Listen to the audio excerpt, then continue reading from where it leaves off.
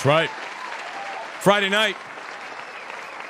Very excited about tonight, guys. Just make sure the sound and the audio is all right, guys. I'm still working some of the kinks out here on this new mixer, but meeting up with the great J Matrix on Saturday night. I'm pretty excited about that.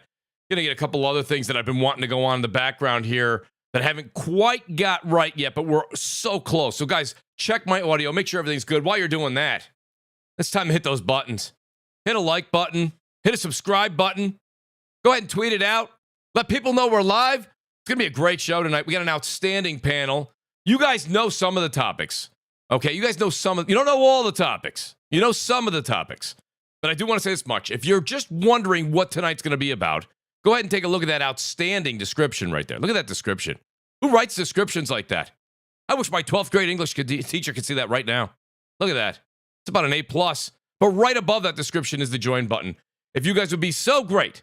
And guys, by the way, I want to say thank you. ArchWarAngel, the great Jimmy Harrison's here. Domino, I've seen so many people. The Scolari brothers, there's so many people that are here. Guys, you guys all came back to the channel after the new year. It means a lot to me. The numbers are increasing. The Mooch Maniacs are growing. It means the world to me, guys. It really, really does. And, you know, shout out to Demetrius, who's a Mooch Maniac family member. You guys know him as Donnell Brown. Shout out to D. He says, Mooch, when are you going to give away that damn Xbox Series S? It's still sitting here. So the great J Matrix is going to come up with a way to do it. So anybody that's subscribed to the channel, not subscribed, but joins the Mooch Maniac family members, they're going to be eligible for it. I'm going to do that for those guys. And the great Demetrius is going to go ahead and add. He's going to add 3 months of Game Pass to it. So shout out to him for that great donation. I appreciate that. That goes with the Xbox Series S we're going to give away. Hopefully I'll have news on that early Monday when we do episode 2 of our reactions for The Last of Us on HBO. Guys, I'm really excited here. But before we get into the panel, I got to go ahead and say thank you to each one of these Mooch Maniac family members. Let me say one great thank you to Sir Rexman, JudaZuk, WoolleyGamer, MumbleRanting Gaming, Tyson Web 509, TrueWiddy, Big Chuck 777, Alphonso Carter, BRAP, who's going to be joining us. Actually, he's not going to be joining us shortly. He's joining us right now. Jamie, Damion, the great Jimmy Harrison, Andy Hart, Isaac Gentry, ArchWarAngel, Red Hood 420, Hamsolo05, who did a great podcast last night with another Mooch Maniac family member, the great D-Watt, Rob Jones, DadOfWar, Night Ripper 7, Toto Dope, who's a new Mooch Maniac family member, Kratos99, Thumbs is back in the house. Thumbs, you know where your room is, okay? Get the key at the front desk and get up there. Great to have Thumbs back. Our major Mooch Maniacs, your boy Roy, Scolari Brothers, Smokes901, Julian Johnson, DC Gaming, Miko, Gaming with Persona, and Jay Bari. That's right, they're doing What's Up PlayStation tomorrow morning, 11 a.m. Eastern Time. Domino Zero, Supreme Samurai, Tactical Gamer, Donnell Brown, donating at 3-month Xbox Ultimate Game Pass. Outstanding. Thank you, Donnell. That guy, Smitty, 4-star General, Brian B., a.k.a. Delirium Blades, and our VIP Mooch Maniacs, Dre Watson, D-Watt, Shadow Assassin, Strictly! Shout out to Strictly Gaming and the Wise Old Gamer, and our honorable mentions, Percolator 9000, Frostbite Slash, Hustle and Motivate, Slaying Chilean, Forkboy Gaming. You guys are out there without food, water, or toilet, come home. You've got to be starving by now.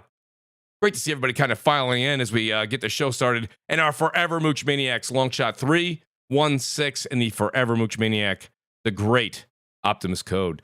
Guys, I got to say, I'm very excited. And as you can see, I waited purposefully to get this amazing panel. Look at this. Everybody's shuffling in. Well, let me say this much. I've been told, Mooch, you don't have enough Xbox guys. You need more Xbox guys. Well, I got more Xbox guys. But, you know, even when we don't have a plethora of Xbox guys, we've got the Xbox guy. The Xbox defense lawyer's back. Xbox 448. Xbox, how you doing tonight, buddy? Yo, what is going on, Mooch? Yo, what is going on, panel? What is going on, chat? It is good to be back here on CrossFire, man. I cannot wait. I am hyped, man. I'm going to be able, in less than a week, I'm going to be able to see more Redfall and more Forza Motorsport, man. I'm excited. Let's go. You got it, Xbox. Shout out, by the way, the great Domino Zero. He's upgraded the VIP Mooch Maniac. Domino, thank you. Just Wait says, if we join the Mooch Maniacs, can we donate extra to not be included in the drawing? Just Wait, that's awful. That's rough. He wants nothing to do with the Series S, apparently. Shout out to Just Wait. Guys, let me say this much. I thought he was going to be a little late. He was playing a game on PC You guys probably can guess what he was playing. The great Bill Spencer is here tonight. That's Phil's brother, BRAP, Basement Radio Arcade Podcast. How you doing tonight, buddy? My mic on? Can you guys hear me? You sound great. All right, cool. I was having some technical difficulties. I don't know if that was caused by the play of Halo Infinite. Who knows? Who knows? But it's great to be here, man. It's Friday. Yes, which I was playing Halo Infinite, and I got a good chuckle from your DM. I do what I can. I do what I can. Yeah, well, it's great. It's good to see somebody supporting the game. We appreciate that, Brad. Well, unlike some of these other pro Xbox podcasters and celebrities, I actually support the platform. Well, I single-handedly appreciate it. So I won't speak for 343, but I appreciate it. The great BRAP is with us tonight. Look at this outstanding panel. I had to put this together all week long.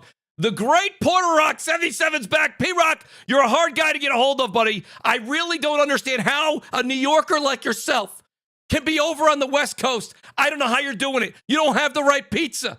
The water's not the same. The sports teams just don't have the heart. But P-Rock, guess what? You're on a New York podcast right now, buddy, and it's great to have you back. How you doing, P-Rock? P-Rock must be... Oh, no. The Californians got him. His SSD is not on. You had to go there, didn't you, Doc? He's loving it. He's going to get... P-Rock! Testing. Are we good? Are we good? You're back! Oh, yeah. I was trying to call dimension. Bethesda support section. They said that, it's going to take a couple of hours. They don't have enough staff. So, too soon? Too soon. What's Tell up, people P-Rock? You were using the microphone of your freaking DualSense. Stop I'm lying. saying I'm using the Xbox microphone. They didn't have support for that either. I don't know what's going on here. No, but anyway, it's good to be on this show, man. Giant weekend. Say New York Giants go blue. We ready for this. And you're right, Mooch, the pizza's terrible. Yes, the pizza's terrible. The bagels are disgusting. They don't know what a hero is. Oh my God, but hey, the tacos are good though. This is true. This is true. We can't touch that. That is true. Yeah, the burritos are delicious. And the game is at 5:00 for me. So even after the Giants game's over, I still got a whole day. The West Coast has the best sports Mooch. as far as timing. I can't touch that. Absolutely. Yes. Yeah. The West Coast for sports fan, this place is fantastic as a sports fan. It's the best. What's up, Brad? I just want to say something. I'm rooting for the Giants tomorrow. Well, that's nice to have you on our side. Oh my God, bro! I appreciate it. Eagles. Eagles, bro. We already established that the opposite always happens. Oh my God! Oh, He rooted for Stadia. Look what happened. Oh man! Take it back. Yo, Listen, P-Rock, way too soon. we always say Take too it soon. back. Too soon. They just died yesterday. No, great to have you here, P-Rock. Listen, It's good to be here. Tonight we've got some topics, guys, and I know the audience is going to get. By the way, I see all you guys shouting me out, and I appreciate that in the chat. I will be calling you guys out. But guys, I got to tell you something. You guys know we're going to be hitting some sensitive subjects tonight. So whenever I have these kind of lineup of subjects, I've got to get somebody in here that's got some sort of voice of reason, and who I call on my I have a red phone on my desk. I pick it up. It calls the great Eric Jackson. Eric Jackson's back on the show. E, how the hell you doing tonight? That's a great intro, bro. Yeah, I know, right? Like, I feel like I could just bench a Bronco right now or something, man. I appreciate it. You got it. For real. I'm You happy to deserve be it. here, man. I know we were trying for the last couple of weeks. 2023 has been on my ass already. But I'm here, man. Thank you for having me. Absolutely, E. It's great to have you here, buddy. And then, listen, we're also going to be speaking about a lot of games. The second part of the show is going to be talking about a lot of the new releases that are coming. Anytime these new releases come, especially when they are a big-time Nintendo Switch game, I've got to get somebody that knows exactly what's going on. I know he's going to play it in depth. He's probably going to put 300 hours into it. The great Chris Righteous is back. Chris, how you doing tonight, buddy? And I know you said you were going to be a little late, but you're right on time as usual. Yeah, what's going on, everybody, man? Shout out to the panel. Shout out to everybody in the chat. Great to be here. I don't know what games Mooch is talking about. I hope he's not talking about Fire Emblem because I'm not picking that up. Well, there goes that. There goes that, folks. I'm dropping that topic. Go ahead. Go ahead, Chris. I mean, I know about it. But yeah, man, great to be back. This is a gaming podcast, so I have been playing a bunch of games. I just beat Chain Echoes, and I highly recommend for anybody that's into Super Nintendo style JRPGs like Chrono Trigger and Final Fantasy VI.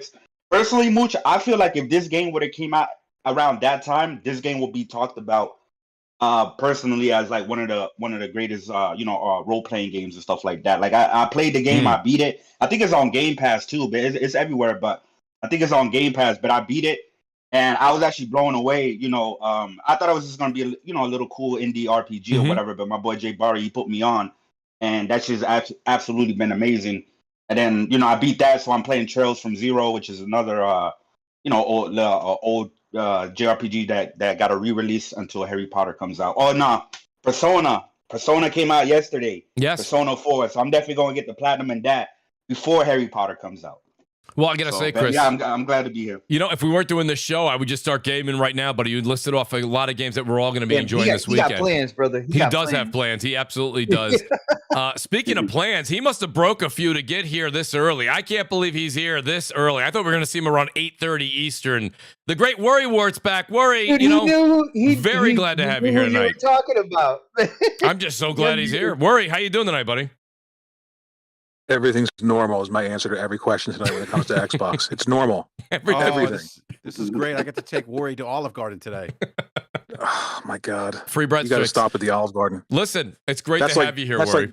That's like telling me that pineapple belongs on pizza. It actually, pineapple's really good on pizza. Only if it falls on it accidentally. Wow. Listen, Man, I'm gonna Brad, you just love being wrong. Wow. Hey, will you please? He said all the time. Be careful, BRAP. He is here and he knows everything about you. It's like he's your cousin. He knows everything about you. So you can't say anything, BRAP. Eric will call it. So it's great to have everybody here. Guys, and then last but certainly not least, I like to go ahead and put the guests, not only give them the spotlight, but then also give them the first question as we kind of move into the show. The great Doc Dark 1985. You guys can find him over on YouTube at Doc Dark 1985. Doc, honestly, I got the chance to kind of meet you, go over everything behind the scenes in the Players' Choice Awards.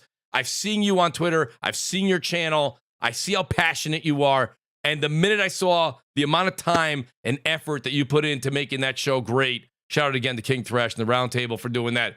But I got to say, Doc, outstanding work. Great to have you on here. Way too overdue. We'll make sure we get you back on after the show. But Doc, how you doing tonight? Hey, I appreciate it. Thank you so much for having me on. Shout out to the panel. Shout out to the chat. Everybody knows there's levels to this. And sometimes them ponies are galloping on pretty high levels over things that's going on that happens all the time in the freaking common world of people getting laid off. But we'll talk about that here soon. Yes, we definitely will. Shout out to the great Jimmy Harrison. Love the show, guys. Worry, rock. What's up, brothers? The great Jimmy Harrison. Jimmy, thanks for that. The super chat's working. It's a miracle, folks. Kubini Gaming says Forza Motorsport, Redfall, Starfield, Diablo 4, Minecraft Legends, and could even have Avowed, Hellblade 2, Fable, Indiana Jones. Xbox has games. Kubini, I am very grateful for that super chat, but that is a very, very long stretch, especially that second half of that super chat. But nonetheless, the excitement is there. The excitement is there. So, Doc, let me put you on the hot seat as we get going here. We all know this is going on. Massive layoffs hit 343 in Bethesda. A couple of questions for you first and foremost. When you read about this and you saw it, and I understand, by the way, let's also put this out there, Doc, so you don't feel like this is just an Xbox thing. Layoffs happen all the time, especially in situations with big tech. We saw it across the board happening to a lot. But when it comes down to Microsoft and then it hits Xbox and it hits Xbox Game Studios and it kind of hits them in the jugular, you know what I mean? It really hits them hard in a couple of crucial spots, and we'll get into it. We've been saying on this channel for a very long time that, yes, Bethesda, ZeniMax, Activision, they gather all these people. I know a lot of people probably never saw that movie, Pretty Woman, back in the, 89, 92 when it came out. But Richard Gere's position in that movie was to buy businesses. They would go and buy businesses. And the thing about it was they'd break the businesses down and then sell them or close them.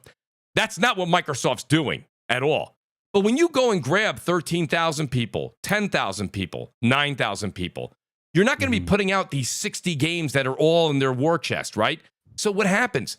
Consolidation does usually end up in firings. It's just the way it is. They're not going to keep everybody on. Sometimes they were better off being independent. So, Doc, I guess my two questions to you are this. How does this impact the lineup of Xbox games coming out, their release dates, and what do you think the future does hold as this ABK deal looms? My man, Mooch, you pretty much just explained it. You explained how normal something like this is. Like, you literally just said it. But the only thing I'm going to say I'll say a few things. I'll answer your question, but first I want to say this. Yes. Okay. It can't be, you can't have it both ways. You can't say 343 is garbage, and then when people get released from 343, you're saying, "Oh my God, that's horrible." If it was garbage, then maybe people should have gotten released. Right? That makes sense to me. That makes common sense to me, right? So you can't out of one side of your mouth say 343 destroyed Halo, they messed up Halo, blah blah blah. Now 343 is getting, people are getting released, and now you're complaining about it. That doesn't make any sense. The other thing is, you mentioned how they're trying to acquire, right? They're trying to acquire another freaking massive deal, right? When you acquire things like this, you're also acquiring people. So yeah, they might be losing the employees that they have right now, but if this deal goes through, they will be gaining employees as well. At the end of the day, the only thing I'm concerned with are the games. And all I know is this: 2022 cannot be repeated.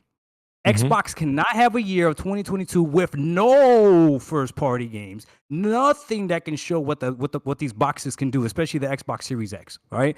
So they have to be able to figure out how to drop these games. How they do it, to me, I really don't care. But I'm not gonna sit here and pretend like this can't potentially affect the lineup. Some games have release dates, some games don't, and I think they did that purposely. You know what I mean? So, Doc, let me just ask you this, though, because Doc makes a good point. I want to say that he did make a good point. But there's two things here. The problem here is that we've been saying this for a very long time. When everybody keeps touting 20 million people stop by the play of the game, Doc, if me and you open a restaurant together, okay, and 20 million people show up outside the door, but they didn't come in and buy anything, that don't mean shit for the business. Okay? You got to buy things. And when you have a games as a service like Halo Infinite was, nobody bought anything. Nobody bought a shoulder pad or a glove or whatever else they were putting in the battle pass there, okay? Nobody cared. And the problem I also have with one of the comments you made was this. Yes, we sit here and we blame 343, we blame 343. But realistically speaking, we've been saying this way before. So you're telling me the 6 years it took 343 to go from Halo 5 all the way till now, it took them that long to fire 180 people or whatever it was, 200 people from 343? I think that should have been done a long time ago. They decided that they were going with 343.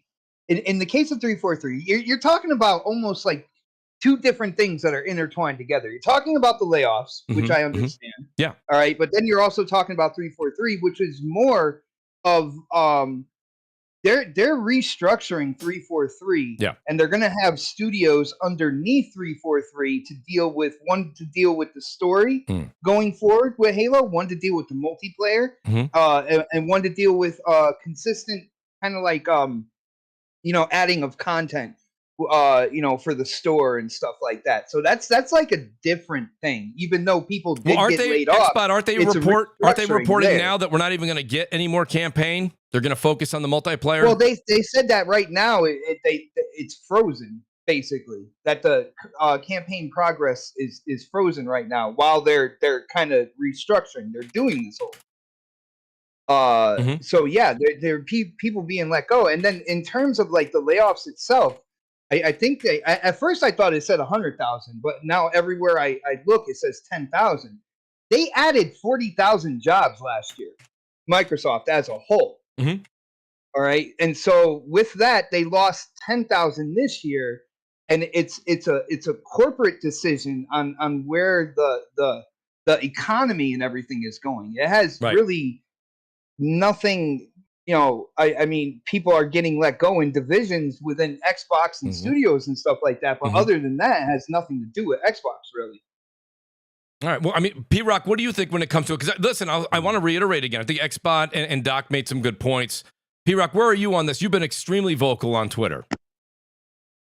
Hold on. All right. So let me hit up. So my little brother made a good point, right? He did. At the time when, based on how Halo came out, everybody was not happy with 343's handling of Halo. So obviously replaced the manpower, right? But with this recent news, with the layoff, the people who left or got fired, they pretty much broke the news now. Now they had enough. They got fed up. They're no longer tight-lipped. And now they're telling us it's not their fault. It's that the management above them was the one that screwed all this up. Okay? Relying on contractors. I would do the same thing. Yeah, but I'm just saying. But now the question is this, right? who do you believe? Because you got to pick a side, right? Do you think 343 is scapegoating and they're just not going to take responsibility for what they did, or is it really bad management? Now here's the thing though. I'm going to side with 343 because I'm pretty sure 343 has nothing to do with the mismanagement of the initiative or all the other projects. It just seems every other day there is Scalebound. We can list over the last 5 years, we probably did I hear Scalebound? Like how long ago was that, bro? But that's the point. But that's the point. It's not like they fixed these issues. It seems like every year for a long time there is always something new with someone under the umbrella of Xbox, and we have to ask, who is the common denominator? Yeah. 343 is not the common denominator of how the initiative is being handled, or how, hey, why is Fable taking long, or why guys leaving the playground, or why Scalebound wasn't done. Who's the common denominator between all these negative things that are happening? You know, in my opinion, it doesn't matter what studio you have. If you have bad leadership above them, they are going to make terrible decisions. So like what you mentioned with 343, oh, they're going to restructure, they're going to do this. Who's making those decisions? If you still have those crappy head honchos making those decisions, you are still going to have a bad result. But P-Rock, we already know, kind of like leading up to this, we already got reports and everything of what was going on at 343. Basically, management like miscommunicating, quote unquote, misinformation, or basically lying to people ahead of them and all that good stuff.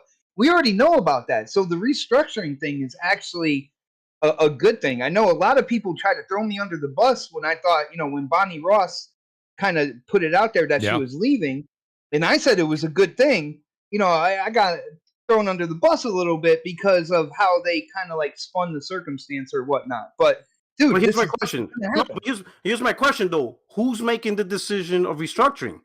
If the leadership is the one that's the problem, but they're the ones that's in charge of the restructuring. That's your opinion on that. They're the problem. When in fact, we have had multiple reports of the top of 343 being the actual issue, is what I'm saying. Yeah, but look how many issues outside of 343 that we've been seeing. Yeah, that's this isn't just that's not saying you're my opinion. You're saying it's my opinion, right? But look at all the things we said. Does initiative not have issues? How much of the rumors that you're talking about have been confirmed, though? No, I understand what P Rock is saying. Big bro, I understand what he's saying. And for people that don't know, P Rock is a proven and established leader, so he understands about leadership. But you know as well as I do, P Rock, that sometimes you can have a great leader with bad people that don't understand what your vision is, and it'll make the whole product look bad. And sometimes you'll have great people with bad leadership, and that's the issue, right? So it comes to a certain element comes to chemistry, the chemistry between the talent and the management, right?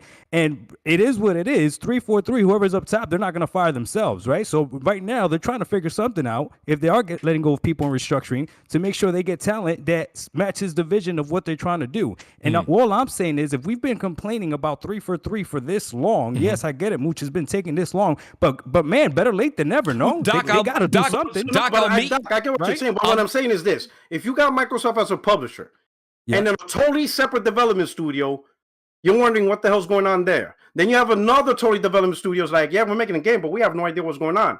Then you have a totally different studio that's having issues. At a certain point, you got to be like, all right, what is the common link between these 3, 4, 5 studios having issues? Who's the main person? At that point, you got to go with the person who's involved with all of them, and that's usually the leadership. That's fair.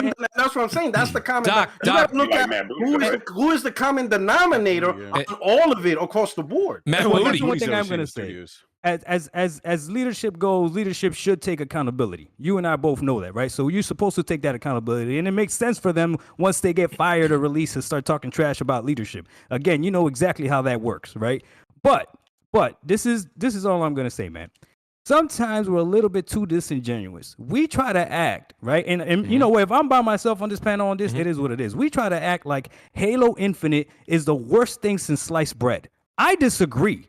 I disagree completely. The thing that Halo Infinite is missing is that it should have been released with all of its mode. If that would have happened, Halo Infinite would have been a masterpiece. Baby. You know what I mean? You know what I mean? Doc, it's not the worst thing. It's not the worst thing ever. But it's not. It's really not. It's definitely some moldy bread. I know people exaggerate, right? But there's a difference between Forspoken, let's say Forspoken, when it comes out and that flops, there's a difference between Forspoken flopping and Spider-Man 2 flopping. Right. Two totally different metrics. Yeah, because Doc, the one thing I want to bring up, Doc, cannot flop. Doc, Doc, what I mean when I say like moldy, Halo, bread, again, he's going back to moldy bread. no, I'm just saying. You know, he said it's like it's not the worst. No, it's not the worst thing. It's not the worst thing since like bread, but it's Halo. It's their franchise, and when you push it out there, where it's like half-assed, like, well, what? That's not. That shouldn't be that way. This should be your pinnacle.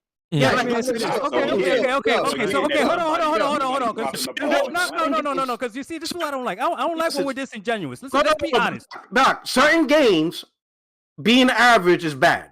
Yeah, but right now people being disingenuous right now. My bad, Mooch. I'm sorry. I know I'm speaking out. No, hit it up, Doc. Hit it up. No, because y'all gave me heated already, and we just started. Welcome to CrossFire. I literally am. Yes, I am. You want to join me? You can join me. I'm literally playing right now. We'll play tonight. I bet. So, anyways, listen. Yes. What was the last great Halo? In everybody's opinion, what was the last great Halo? Tell me. Halo 3, in my opinion. Okay. 3 was going to be my first answer, but you can go as far as say Force campaign was nice. I would say Reach might be a package. I like Reach. Reach was good. Reach. Oh man, into the room. Okay, so you guys Dude, see if we're going in multiplayer wise, it's Halo 5 for me. They had the best multiplayer. Which most people say. Yeah, but Doc said the whole package. Multiplayer on 5 with the bomb. They could never get the full thing together on 3. Doc's saying the whole thing. The gunplay and all that stuff is always perfect. Hey, chat, you see what I just did right now? Now, so Halo's been trash, Halo's been garbage, but they can't decide which was the best Halo. So now I'm gonna ask you. You see how I just did that, chat? So now I'm gonna ask you this. No. No. Let me rock. Hold on. So let me ask you this, right? Big bro, you said Reach for you? Yeah. Yep. Right? Okay. Is Halo Infinite better than 4?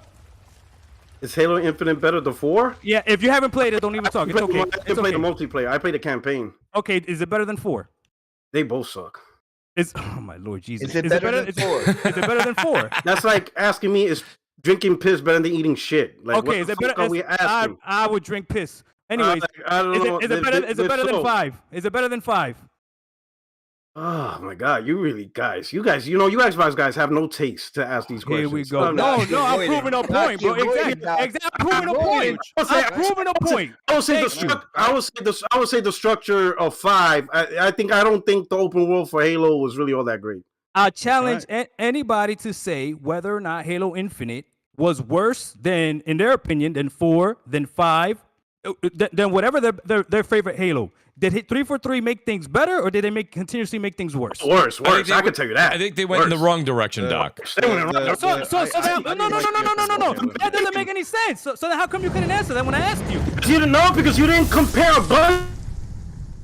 But I don't. Yeah, Doc. When you said the comparison, you asked us what we like as our favorite, right? Like same thing with Star Wars. What's your favorite Star Wars? Hold on. Let's say you say Episode 5. So you hated the prequels? You know, it's like, No. You're not getting it. You did not compare Bungie's Halo. You compared 4 versus 5 or whatever. Those are all 343. Those are all 343. Exactly. They're all 3. That's fine. Yeah. Which one do you?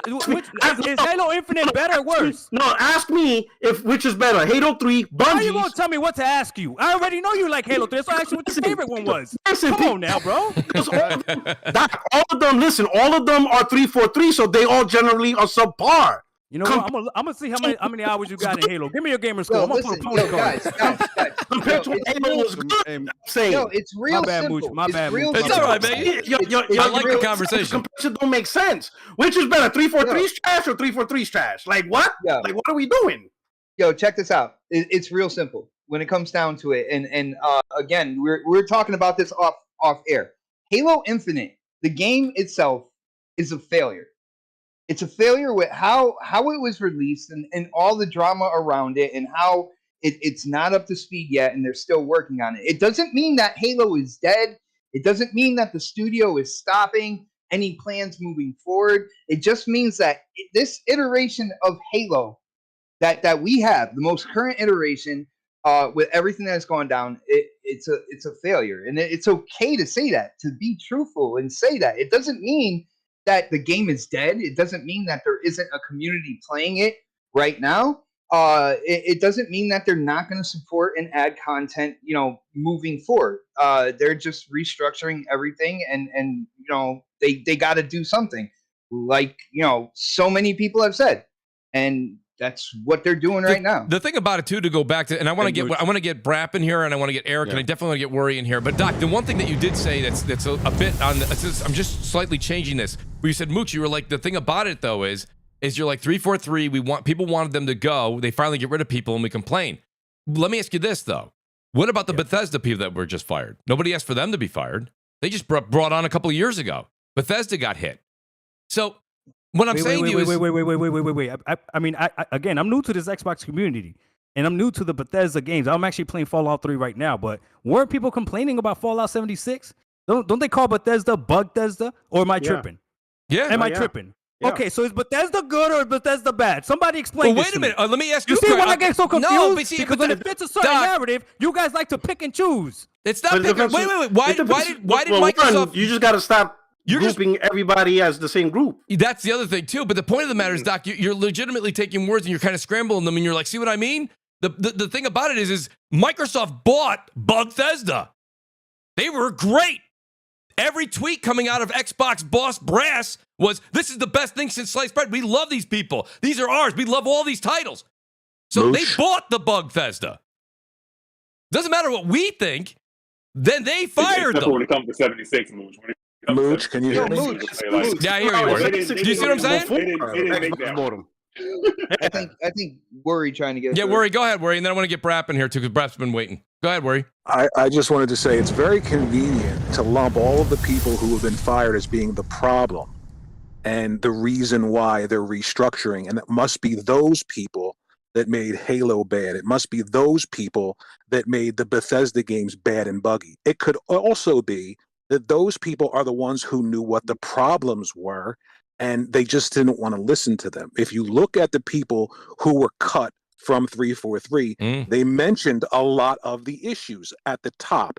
They mentioned bringing in people for 6 months and then cutting them, and instead of keeping them as employees, you cut them and you rehire new people for 6 months for a tax break.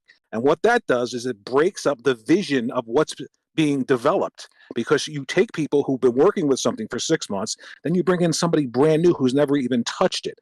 They mention that. So it's very convenient that we want to pivot to these people are the problem, but it could also be that Microsoft and their leadership and their vision is the problem, not the people. That's a really good point. Worry, to your point. And that's what I'm saying. No, but listen to what Worry said. Listen, what Worry said is very true. He said it could be. Right. It could be. Not that we don't know. It could be.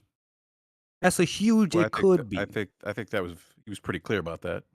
No, but I think Doc, I think it could be. You're right. With Worries, it could be, but with your scenario, it could be, right? So there's no real right at the end of the day. Yeah, I guess. Go ahead, Brad. Quick. Here's this is obviously these decisions are solely made based on money, right? These layoffs. Money. Yeah, I mean, like, look, game development is difficult by all stretch of the imagination. You think about less than 5% of all games are actually financially successful in the gaming industry. 343i, Halo in particular, had a lot of financial expectations that the game just didn't meet, and it had a lot of it had high cost, and it was an underperforming studio. And when you have underperforming studios, you're probably gonna be on the chopping block. Even if you have a company overall that's probably financially healthy, and I saw people say, "Oh, Microsoft's making record profits." Well, yeah, that they could be as an organization, but they're gonna trim the fat in areas that aren't profitable, that are taking money away, and then take that money that they're saving from shuttering a studio, like or reducing the workforce, like with 343i, and reinvesting that money somewhere else in areas that are more profitable for the organization. We saw Sony do this like 10 years ago when they were going through some issues, which is why Sony's invested so many resources in the PlayStation brand now, because the PlayStation brand, while Sony was consolidating, selling off, and eliminating positions in other areas, they pretty much didn't touch the PlayStation group for So I mean, not that they weren't impacted by layoffs, they were, but not by the magnitude of other divisions at Sony. And that's because the PlayStation Group was making Sony a lot of money. They were profitable, and then Sony PlayStation is the backbone of that corporation. Yeah. That's why. But you saw them pivot and invest, the money they save from shuttering and selling off certain, groups, or eliminating certain. Like they eliminated they don't make any more of the laptops, the Vio lines of PCs. They don't do that anymore. So they took a lot of that money that they got from eliminating those products and reinvested in the areas that were profitable for the organization. So that's what Microsoft's doing here. But I keep hearing about leadership, and I was thinking about this week. Like, we've heard these things, these issues of kind of hands off. The right hand doesn't know what the left hand's doing. It's not happening with all of Xbox first-party studios. Let me just make that clear. But it is happening with a couple. We know about the initiative. We know about the issues at 343i, which still blows my mind because I think about Halo and I go back, 20-something years. For those who don't know, I was an Xbox Live beta tester. I remember when Halo 2 came out, it was a big deal at Xbox, Xbox Live. And now it's like, it's like the game could take like, a minute to load up to get to a match. It's like, this is crazy. This is Halo. I never thought in 20 years of gaming that I'd ever see Halo in this state. And not that Halo's in a bad... I guess my only thing about Halo is I think the challenge, in my opinion, that 343i is going to have, and they're going to solely focus on multiplayer content. They'll eventually outsource some of the single-player content, narrative-driven content. They talked about that. But they need to figure out how to monetize, to bring in revenue on Halo Infinite, because it's not doing it. They need to figure out how to monetize, armor sets to get people to want to spend money. It's called Battle Royale, BRAP. Battle Royale. Well, maybe that's it. But they need to figure that out. Yeah. And the other thing I was going to say is, we talk about leadership. There's a reason why Xbox is in third place, and it's because of the decisions they've made. Yeah.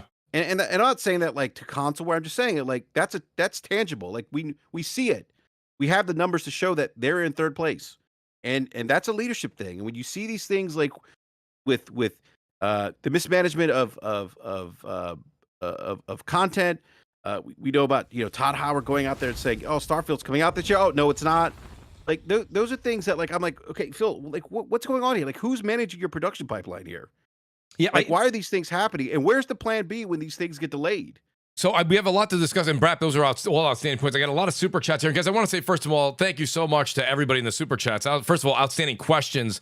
Thank you so much for being so gracious. The great DC Gaming also just gifted 5 Mooch Maniac family members, so you guys will all be entered in for the Series S as well. TrueWiddy says, Doc, 2022 was also 2020. Nothing changed. Nothing changed much from launch. I apologize. With nothing, then they gave Halo Forza, then nothing again, then now firing people from Starfield. So shout out to TrueWiddy. Marty, the ambassador Bison is back with the family. Marty, thank you so much. Julian Johnson says, Mooch, I got no excuse. I'm late, but you can start the show now. Julian, thank you so much, buddy. I appreciate that. Marty Bison with a super chat. He says, I missed that sexy voice. Hello, friends. Marty, we missed you. I'll tell you that much. The great Kratos. Kratos, I am saying thank you. Thank you so much for that amazing super chat. He says, Mooch, Microsoft and Xbox are going to be fine. All they need is some good Oreos and milk. I had to make a joke. Kratos, thank you so much for that. I appreciate it, and I'm starving to death. TrueWiddy is back. He says, it's management explains Starfield firings on Phil. That's something we're going to get into in a moment, and that was what BRAP, I think, was alluding to. The great Sir X-Man is here. He says, 25 years, Teamster, I never have to worry. Union. Sir X-Man here, just fighting the good fight. Appreciate that, Sir X-Man. Moneybag 97, it says, it's about the New York Giants. Super Bowl, $50 for the 1,250 for the G-Men. Wow, Moneybag, outstanding. Whoa. The Great Face 23 says the reason people are looking at Microsoft closely, especially the FTC, with them letting go of 10,000 employees when they're trying to acquire ABK for $69 billion, it's just not a good look. I don't know if that's one thing I agree with Doc. I'm not going to say one and the other are the same there. That's not, but I will agree that it's not necessarily a good look at face value. I mean, Mooch, look, you better believe if this deal goes through, there are going to be layoffs of Activision. Absolutely. You're gonna have redundant job positions and stuff like that are gonna need to be kind of like shaved off, man. Like, and they didn't do that. But all we hear about is how great it's going to be for those 13,000 employees. Maybe it's not going to be so great. No, there'll be like Xbox. There's gonna be some positions where there were redundancies that absolutely that are going to be eliminated. Makes sense. That's just it makes sense. That happens every. So yeah, that's true. There is gonna be layoffs when you acquire when the first party acquires a third party. Remember, the third party is built for multiple platforms. Once you absorb them, and let's say in particular, obviously chances are they're gonna keep all the PlayStation experts to make Call of Duty, but every other game they don't need a PlayStation expert.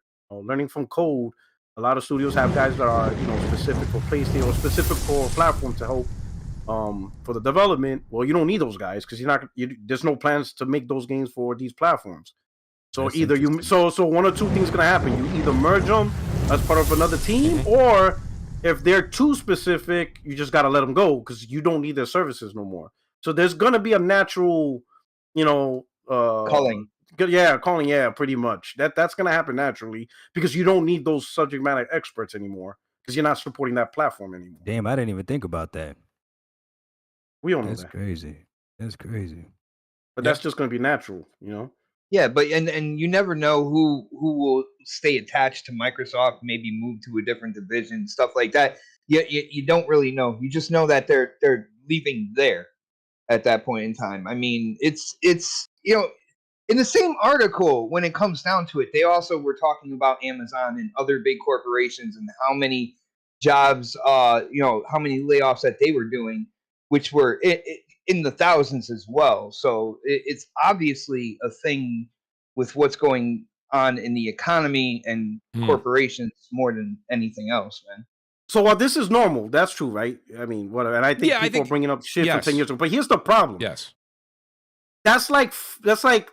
It's like you're being in the middle of a football season and you fire your staff when you're trying to make a Super Bowl run, right? Right now, everybody's projecting, hey, Xbox is doing good, Game Pass is great, Microsoft's making profit, we're on our way to see the games, blah blah blah, and then this happens. That's not good optics. Like if you're heading in a positive trend, this at a minimum, this is not good optics, because now you're like, wait a minute, I thought we were moving forward and beyond the bullshit. I thought all these issues and whatever's going on and these developers are like, F you, man, or you suck. Well, this isn't like, 10,000. This isn't 10,000 from Xbox. Oh, Do we know how many people were let go from Bethesda and 343? Do we know how many developers or whatnot were let go? Wasn't it just short of 200 short of 200 for 343? I thought about a third of. But didn't they say it got hit hard though? A third of their workforce. Yeah, it was something like that for 343. I don't think they announced that. And they didn't say anything. It's 10,000 from the gaming division. We all know it's across the company, but we're focusing on the gaming division, right? Because you could lay off 10,000 and leave the gaming division alone. That's true. That could have been a thing. But hearing that people are getting laid off in the gaming division and now people are voicing their concerns, not even voicing the concerns. The developers are just straight out calling out Microsoft's leadership and be like, yo, they suck. I thought the developers were calling out 343 and the leadership there, not necessarily Microsoft Studios. You know what? That's a good question because they weren't really specific. They said leadership. They said Xbox leadership, but you're right. They actually, one guy specifically. Do they mean publisher or? One guy actually said Xbox. He said that they're milking of the franchise and something else. I forget what it was, but yeah, he was pretty. He had the most scathing of the. And there's so much shit going on with that studio, and it's really really unfortunate. You know what I'm saying? When it comes down to it, man. I really wish that when it was all said and done, and 343 had to make a decision to move forward instead of like trying to go backwards. And cater to people who just wanted that old school style or whatnot, and try to make a balance. I think they should have just moved forward with what they saw, the vision of Halo that they saw, because when it came down to it, like Halo games, whenever they come out, they always get kind of like shitted on about something or whatnot. You can even go back to when somebody said Halo Reach was one of their favorites. Halo Reach, when it first came out, was absolutely trashed by the Halo community. They all picked it up, they all played it, but they all absolutely trashed the game. and the special abilities and everything like that. Yeah, So there's revisionist history around that game and ODST. I just wish that they would have moved forward the way that they saw it. You know what I'm saying? The evolution of Halo. That's what they need to do, Xbox. And look, like diehard Xbox, or not Xbox, but diehard Halo fans be damned. They need to be like, you know what? We need to make money. And if you're not going to come along for the ride, then we'll find new consumers that are going to buy. Dude, you got Halo 3 on Master Chief Collection. And the other thing, the other thing that puzzles me, I think Microsoft's goodwill with offering Master Chief Collection for free, I think that came to bite him in the ass. I think there's more people playing Master Chief Collection than Halo Infinite. Like what? Like I don't understand. Like why not? Like why not just be like, you know what? Once Halo Infinite came out, okay, we're done. 343's probably like, hey, at least they're playing one of our games. Like that's pretty much what it comes down to at this point. Well, I want to get the great Chris Righteous in here too. Shout out to Moneybag. He says Microsoft let go 10,000, but ABK has 9,000. I think they have more than 9,000 folks, to be honest with you. They're making moves. ABK deal going through. Sir X-Man's back. He says love Halo, but Battlefield is doing better updates. Okay, Sir X-Man. TrueWiddy says they got to bring it to Battlefield. He somehow, does. Man. Somehow. Shout out to TrueWiddy. He says, should ABK, pardon me, be worried about losing jobs? Honestly, if I worked for Activision, I would think that I'm not safe entirely. I wouldn't necessarily think I'm going to lose my job, but I would think that it's not as safe as I was once preached to. Gordon Fiala has subscribed to the channel. Thank you, Gordon. I appreciate the subscription. Wooden's Throw says the difference between Sony, Microsoft, and Nintendo. Sony greatly depends on PlayStation to keep them floating. Same with Nintendo. Microsoft has other revenues of cash. They don't need Xbox. There's a lot more to that, and we say that a lot, but we don't stop and think about it. They do. They have a different thought, different position on gaming. Gordon Fiala's back. He says, good chat. Appreciate that super chat, dude. Thank you very much. The great TrueWiddy's back. He says, Sony gave incentive to keep jobs. Microsoft fired them. So TrueWiddy is referring to the $1.2 billion that Sony gave to Bungie to retain the employees. Again, Microsoft created 40,000 jobs last year, and they lost 10,000 this year. Think about that. That's still a plus 30,000 jobs. Yeah, Xbox makes a great point on that. I really don't have an argument on that. I really do. Cloaked Onyx says Bungie's Halo games, top tier. Halo 4 did have good graphics for the Xbox 360 and a banging soundtrack. It was mind blowing for the 360. Like I had no idea how they made that game look that good, bro. Halo 5, he says, was the worst campaign and multiplayer. Halo Infinite was meh, not good, but not bad. And Corey Seaton has just subscribed. Corey, thank you guys so much. Appreciate you guys hitting the like button, hitting the subscribe button. I really do want to say this much. So, Chris, can I get your take before we move on? I do want to move on from here because I think, to be honest with you, I'm very impressed. What an outstanding panel tonight. Just different avenues, different foods for thought here. But Chris, do you have anything on all this? I know usually nobody said anything stupid. That's why. No, there was a lot of insight on all sides of the coin. Chris, I know sometimes you don't really get into this. But Chris, what do you think when you heard this news come through? And the point I guess I would make here for the audience is shout out to One and Done in the chat. He goes, Mooch has been saying this for years. I appreciate somebody who's listening. This is way before any of this happened. The only people I can really say is Xbox knows this, crap knows this. I've been saying it for years. I said Xbox needs new leadership. When I see the 10,000 and then we narrow it down to whatever it was, the 500, 600, 700. 1,000 people on the Xbox Game Studios side that lost their job. I think the wrong people, this piggybacks worries too. I think the wrong people probably lost their jobs. We've got Porter Rock here, we've got Doc, and I salute both of you guys for your service. And I got to be honest with you. Like we always say, the leadership takes the fall.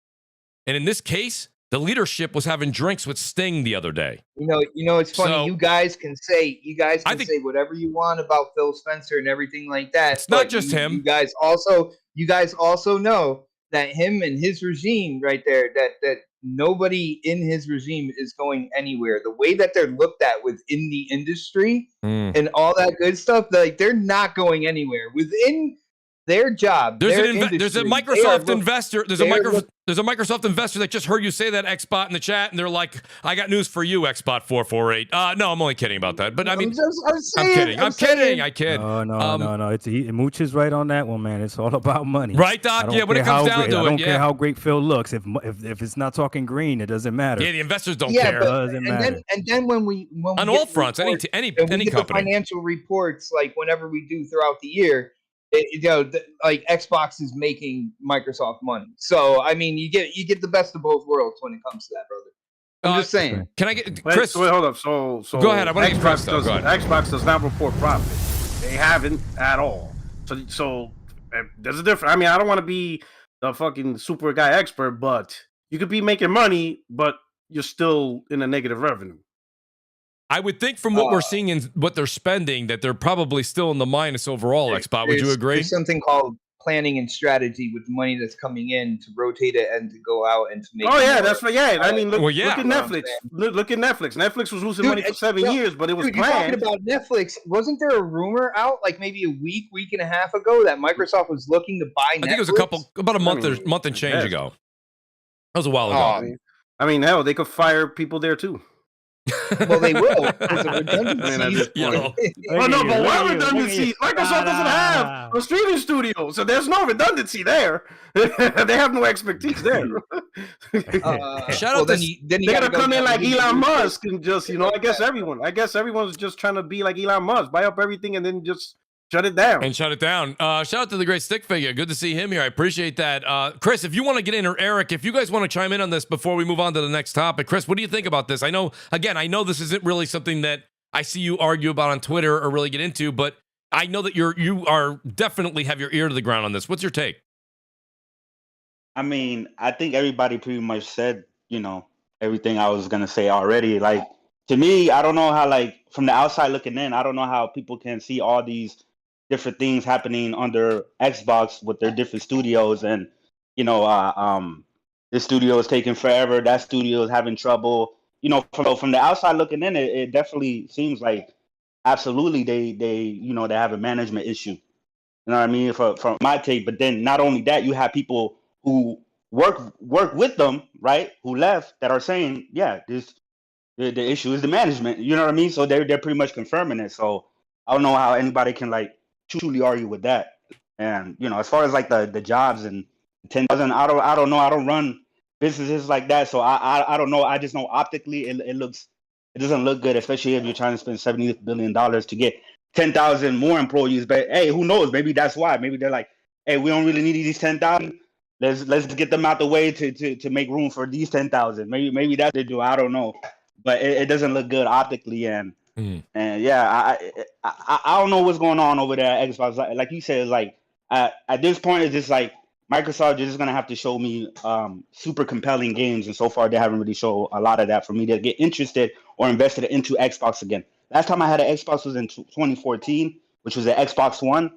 I sold it, got a PC, and then I got my PlayStation, and then after that, Switch and all that shit. So I've been satisfied just by having that. So they haven't really shown me a lot of compelling games for me to want to invest in their consoles. And Game Pass is cool. I understand the great value, but I'm looking at the games coming into Game Pass, and a lot of them I either played and own on PlayStation, and some of them I'm not even gonna touch. I can't even remember the last time I touched a PS Plus game that they gave me, and I'm paying for that shit. So. Yeah. No, great points, Chris. Eric, I'm going to go to you right now, but the great Kratos99, he says, hashtag fire Phil Spencer. Kratos, I will say this much. And like I said, Xbot, I kind of chimed in over what you were saying earlier. It's not just one person. There's a few people at the top that are in the question, right? And I'm sure that investors, that Satya... They just got to give me Aaron Greenberg's spot. That's it. They just give me his job and we'll be fine. Yeah. And shout out to the great stick figure. I appreciate that super chat as well, buddy. Great to have you here. But Eric, before we move on to the next subject, what's your take on it? I know you chimed in at the beginning, but you've heard the roundtable. Where are you now after a lot of great points have been brought up from the chat and on the panel? No, I think everybody's like pretty much hit, just like a good level of points. I don't think I have much more to add to it. It's just ultimately when you look at like, I definitely think there's a difference between what is considered or what are considered Microsoft's homegrown studios versus the ones that they've acquired and how the treatment and how the things go. And I've said for a long time, Enrique, we talked about this ad nauseum. They've always sort of had like this optic about how they manage things individually with their studios, and even some like a year and a half ago, I think it might have been, you saw like reports from Glassdoor where like 343 was concerned, and all these reports have always kind of been out there, but just people, for whatever reason in the Twitterverse, and I'm throwing up quotes, like to brush these things under the rug like it's no big deal and nothing's really happening. I'm like, yo, where there's smoke, there's fire. Mm-hmm. That's always been the case. And I'm sorry, at the end of the day, yeah, leadership are the ones who should be the lightning rod. It shouldn't be anybody else being blamed. It shouldn't be the finger pointing and this and that. But I also think for Microsoft, their biggest problem is they are so concerned with how they look. Yeah. To like their base and everything else. I think they give their base way too much power over them. No, you know what? The reason even Xbox touched on this when it came to 343 and Halo. They do too much damn listening, and that's why they can never decide what they want to do. When they start to do something and the community gets pissed, they kind of pull it back, and then they kind of stumble over themselves and step on the rake. It's funny you say that, Eric, because over too into like other things as well. Like the latest, they're always like, "Hey guys, we hear you, and things are going to be better." It's like, man, the hell with that. If you're a juggernaut company, you're $1 trillion company. Act like a damn $1 trillion company. Yeah, Eric, let me give you an example to the audience. Let me give they're trying to act. No, I don't. No, but an example for the audience, Eric. The base likes to throw around their money, but then when something goes wrong, they act like they're being bullied. Stop picking on Microsoft. They're the $1 trillion. Stop picking. It's like, no, they have the juggernaut pocket. Either they have the juggernaut pocket or they don't. But just because you have the juggernaut pocket doesn't mean that you know what you're doing with everything. Yeah, and when you say reactionary and looking like a certain way to the public, you have to look at it. People have been really, really like bashing Sony for a while about they've had no show, right? They didn't do any showcase last year. They still don't have anything out there publicly. We don't know. They haven't said anything. They don't react. To what was it? Maybe like 200 tweets go out after the Game Awards. No Xbox. What the hell? No show? 5 seconds later. 5 seconds later. There's Aaron Greenberg. We'll have something for you right away. It's like you don't have to respond instantly. You don't always have to look like. But if the show is going to be good, though. Listen, I'm excited. Eric kind of set me up, Doc. I'm going to Doc right now. Doc, I want to talk about it. Like in a positive retrospect, Xbox and Bethesda Developer Direct, it airs next week, right? Let's go. And in one way, Doc, this couldn't have been any better timing, right? Because go ahead. I mean, what do you think? What do you think we're going to see? What do you think the aftermath is going to be from this week to next? Okay. Who just spoke before you, Mooch? Who was it? That was Eric Jackson. Okay, man, Eric just tugged at my heartstring right now because that is a fear. What he said of what I have, and not just for 343, for all of Xbox, especially for this year. So I understand people are excited for the showcase, and I understand even I said they gotta release these first party games and everything, but the games can't be broken and they can't be unfinished. And I think that in order to give us something right now, the community is tell me if I'm wrong. They have to drop Starfield this year, right? They have to. I don't think there's an option. They have to drop it, right? Have to, right? But what if Starfield is still not ready? What if it's still not ready? Don't say that. I think that's the most likely outcome. Right, Chris? Right. So that's what I'm afraid of. It's like, man, what if they're looking at it like, no, we have to drop it. It doesn't matter how we drop it, and they drop it, and then it's not gonna live up what it's supposed to. They did it with Halo. Of course, they're gonna do it with Starfield. That's what I was gonna say, Chris. They did it with Halo. Of course, they're gonna do it with a new IP. So that's my fear. So this freaking showcase that they're about to show, man, to me is like bittersweet. I'm excited to it, man, but I'm scared because if they promise too much, now they got to live up to that. They got to live up to that promise. And if there's anything that I've learned being an Xbox fan for the short amount of time that I have been an Xbox fan is I can't trust what they promise. I can't trust what they promise. I'm enjoying the hell out of Game Pass right now as it is because of my gaming history, which my big bro knows. That's why I'm enjoying it. Yeah. But I'll be honest with you, man. I question people that have an Xbox Series X or S without Game Pass. Like what? I mean, how are you enjoying what are you the doing? Microsoft? Right? How are you enjoying the Microsoft console? Right. So that's the only reason why. Okay, I'm excited for what's gonna happen. But man, these games gotta be good, man. And please don't get me talking about 30 FPS Doc, on 12 teraflops. Dude, this show is gonna be a safe show. Okay, what does that mean? What does that mean? A safe show. You're gonna get like Minecraft Legends. You're gonna get the games that are absolutely coming out this year. Pretty much like solidified, right? Minecraft Legends. You could tweet that to me. I'll take that in a tweet. Well, you're getting the Redfall. You're getting the Forza Motorsport. You're getting Minecraft Legends. Okay, I'm hoping that they tease something forward. For something else moving forward. Tease. You know what I'm saying? I've always been like that, but it's gonna be a safe show, and I'm excited by it because first off, I've been intrigued by Redfall ever since they announced it. Ever since. I'm sorry, Mooch, but ever since it is not zombies, that's all right, man. That we are shooting, we can switch it up. I'm down. Let's switch it up, man. Yeah. This is enough. This is enough of the zombie shootings. Yeah, you're right. This is enough of the zombie shootings. Got that looter shooter kind of like mentality in there. I can dig it. And then of course Forza Motorsport. For anybody who has known me for a long time, Mooch, I will know life a motorsport game. So it's gonna be a safe show. So I don't think you have to be concerned there. Xbox Redfall since it's a shooter, you think it's gonna have 120 mode? That's a good question. I would say yes, Doc. I mean, Doc, I would say yes. I think it'll have that option. You kind of have to, right? Yeah.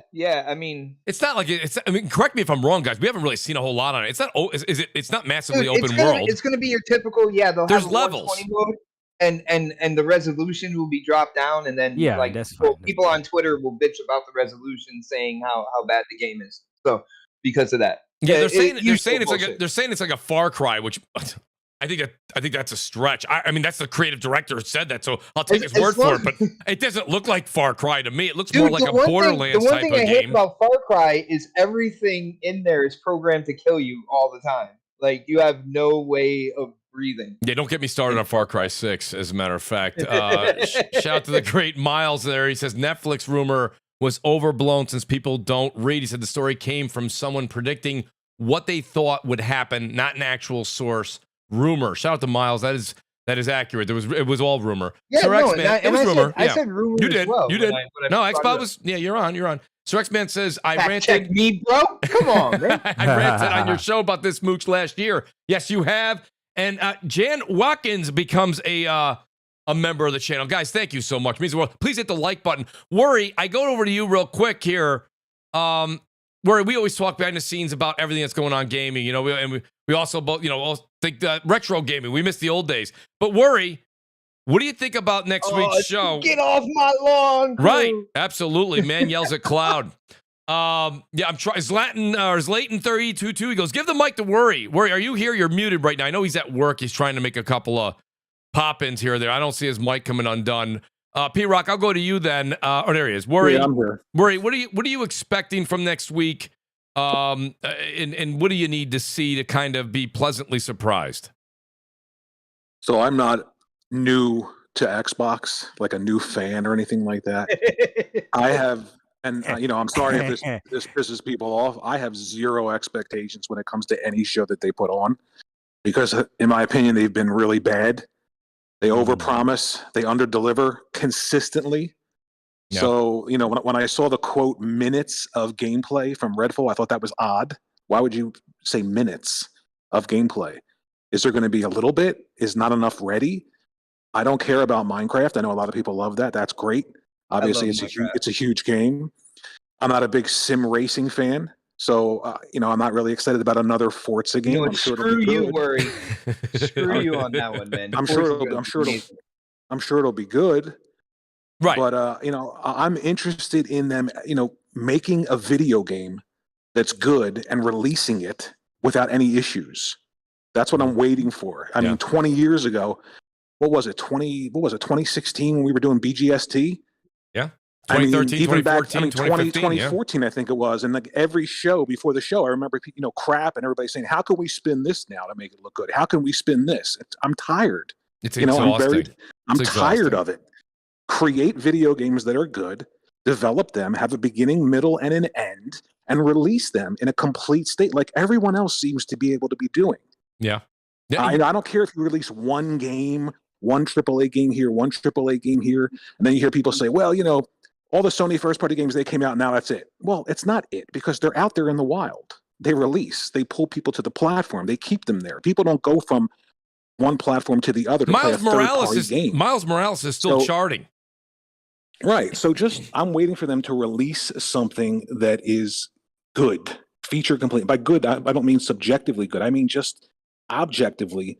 You look at it and you can't deny, even if you don't like it, that it is an amazing game. Like if you don't like Horizon Forbidden West, fine, but you can't deny that game is incredibly polished. You can't deny that Miles Morales or Spider-Man or even Infamous when it launched, Infamous Second Son when it launched with the PlayStation 4. These games are feature complete. Why can't they get this done after 20 years? Yeah. Why did it take 6 years to make Sea of Thieves for 6 enemy types at launch? 1 year for each enemy type? It made no sense to me. 6 years for Halo Infinite, same thing. Empty world. It could be that I'm just old and I'm tired of them. Maybe new people who are into Xbox don't have this sort of built up, pent up disappointment. Or maybe there are people who are just so into it because of social media that they just say things are great. I just want to see something that's good, that pulls me in, that I can look at and say, wow, that is on par with everything else I've seen from other people. Yeah. Even if I don't like it, show me the technology. Show me that the Xbox Series X is technically on paper the most powerful console. I agree 100% with that, and I'm brand new. You won me over, dog. What's your channel? Subscribe right now. He's good. Worry word is he honestly, and I like the one point he made too, Doc. And don't get me wrong. I give mad credit to all the everyone that's younger than me. That's great, but we've been doing this for a long time, and you do get tired. You get tired. That's of why waiting. I brought it up. Yeah, you get tired. You have a history with it. You have you have experience with it. I can't look at a base PS4 running Horizon Forbidden West, and then what looks better than that on Xbox? Why is a base PS4 able to render something like Horizon Forbidden West from a first-party team? Microsoft should be able to do this by now. Their first party should be able to do this by now. By saying this doesn't mean that I hate Xbox or I hate Phil Spencer. It's just a fact to me. There's nothing compelling that pulls me to the platform anymore the way it used to be. When I had Jade Empire, when I had the first two Fables games, even when I had PC ports like games like Enclave, people remember that on the original Xbox. They were going out and they were getting these third-party deals for games that most people didn't know about. They had Morrowind. They had to me, my favorite Western RPG, Knights of the Old Republic. Gaiden, yep. Exactly. Gaiden. Like that. I had a history. Like I had Xbox, the original Xbox, like that, the 360 and stuff like that. So I have history with them too, and Bethesda. Like I played all these Bethesda's RPGs. That a lot of these people now they're now just getting hyped for Bethesda, which is why I'm confident that Starfield's gameplay was going to look like trash, and then when they showed it looked like trash because I played the games. I know what the games are, So this is why I don't. Like what we were saying is like it's the same thing for me. Like to me, it's just like the shit that they showing off is not it's not really that compelling. Like it's not hitting for me like that. I don't know. Maybe that's just me, but but it's not that I hate Xbox. I had a history with them too, and they just to me it's like every year I get tired of this is gonna be the year. This is gonna be the year 2023. It's like I don't have confidence in them more. So at this time they just it's whatever. There's a reason. There's a reason the just wait meme lives. Wait. It used to be wait till next E3, and then E3 died. Now it's like, well, it's going to be the next one. It's going to be the next one. It's like clockwork. It's like can't remember who said it a little while ago. It's like, the minute the ball gets fumbled, you have Aaron Greenberg out to coming to play cleanup with his broom. Yeah. Don't worry, guys. Don't worry. We got you. We got you. Mooch, like your last showcase was supposed to be all this stuff that they were going to. 2022 was supposed to be the year, and then it came out and it was like, hey, we're going to show you stuff that you're going to be playing for the next 12 months. None of it is really ours, but you're going to be playing it. Like that, you could tell in that show. Remember that, Mooch? We were doing it live. We did it live. It was a pivot. Like, wait a minute, where did this come from? Yeah, but what happened? Where did this come from? In the Twitterverse, again, people started to acquiesce to whatever they're doing. Well, I don't know what you guys were expecting. They didn't really promise. Stop that shit. Yo, Mooch, I gotta say, Mooch, real quick, I gotta give a shout out to our brother, Crap Gamer. Yeah. Because I remember the years leading up to 2023 and talking about games coming out on Xbox.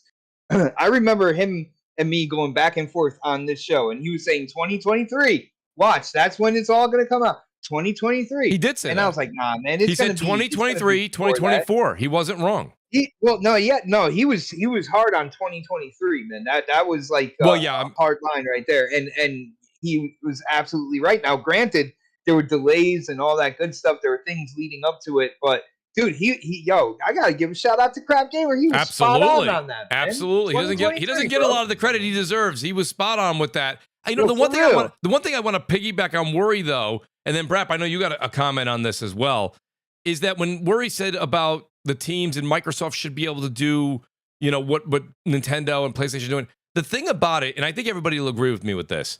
You know, we've all had friends that did this, right? I don't care how old you are. Remember friends that you were like, I'm going to open a bar.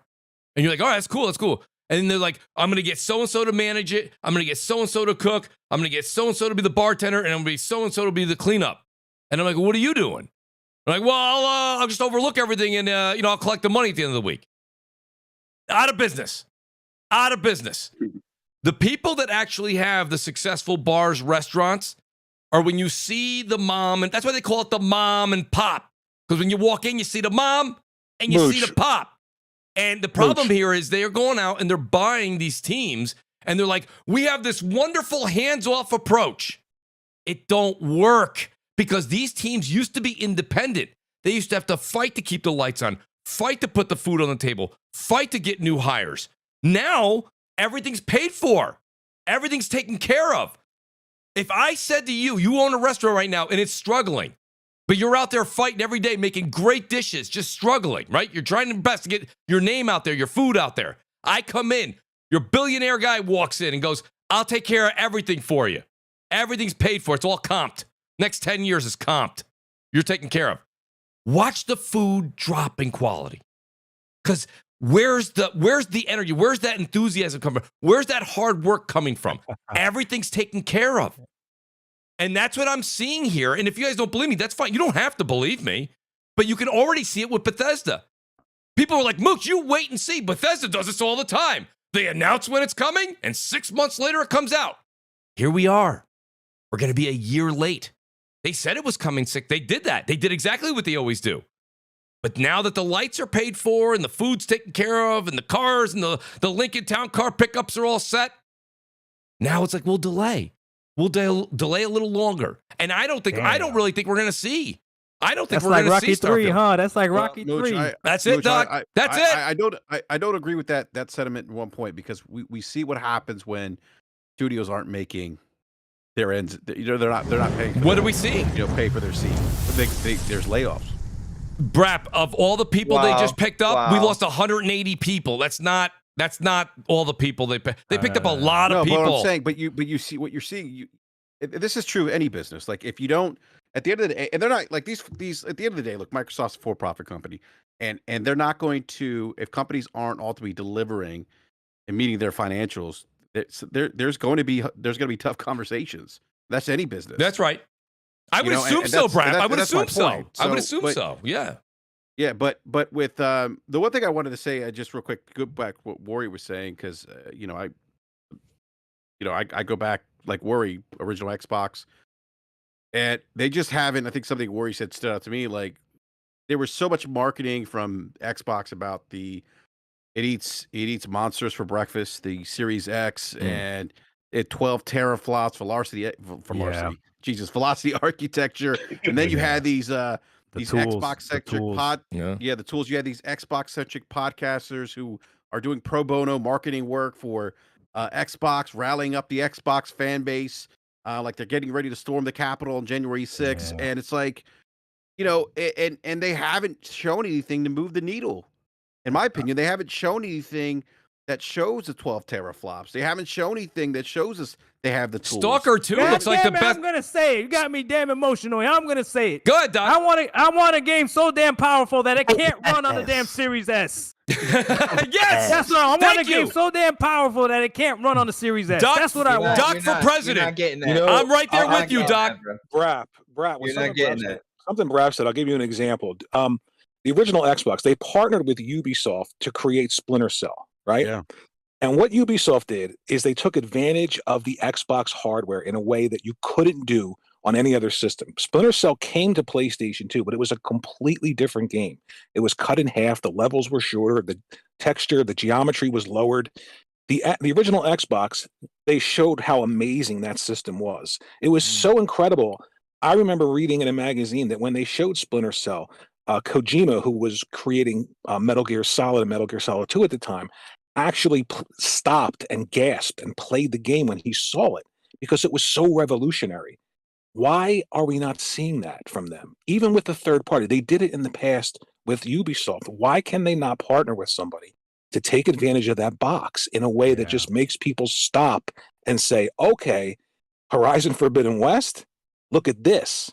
Okay, Spider-Man, look at this. Okay, Zelda, look at this. I don't know. Like, you know, and again, it's not your cup of tea, but Forza Horizon is an incredibly great looking game. It does look like you're talking about graphics, and I it I have to keep going to the open world of Horizon and how incredible that game looks. So is Gran Turismo. Give me something that's uniquely Xbox.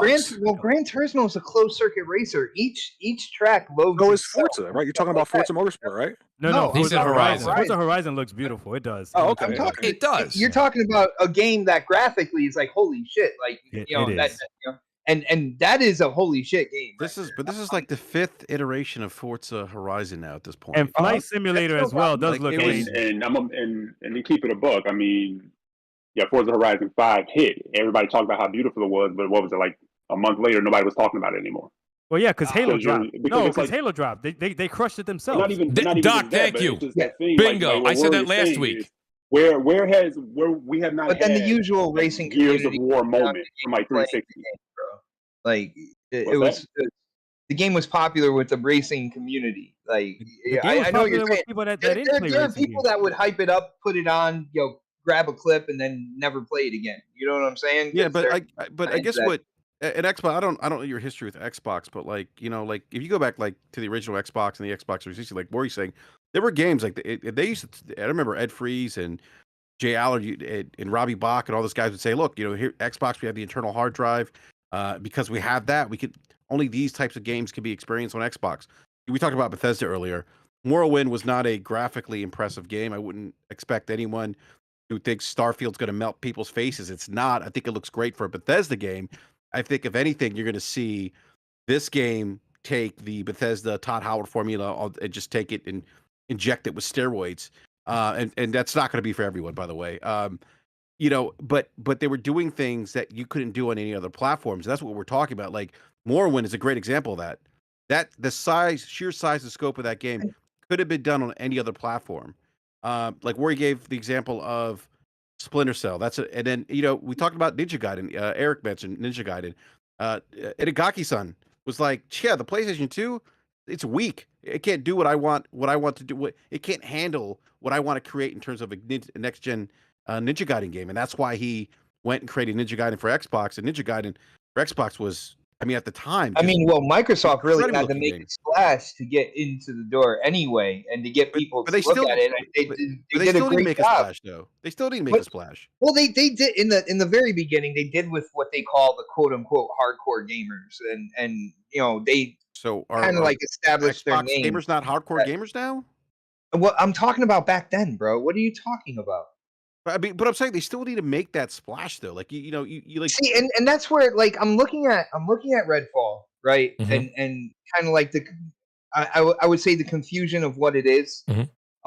between people comparing it to one game and people saying no, it's more like this game and that. That's probably a game that's not going to move the needle for the platform, though. Yeah, Xbox. Go ahead. Let me finish, Xbox. Then I got a question for you.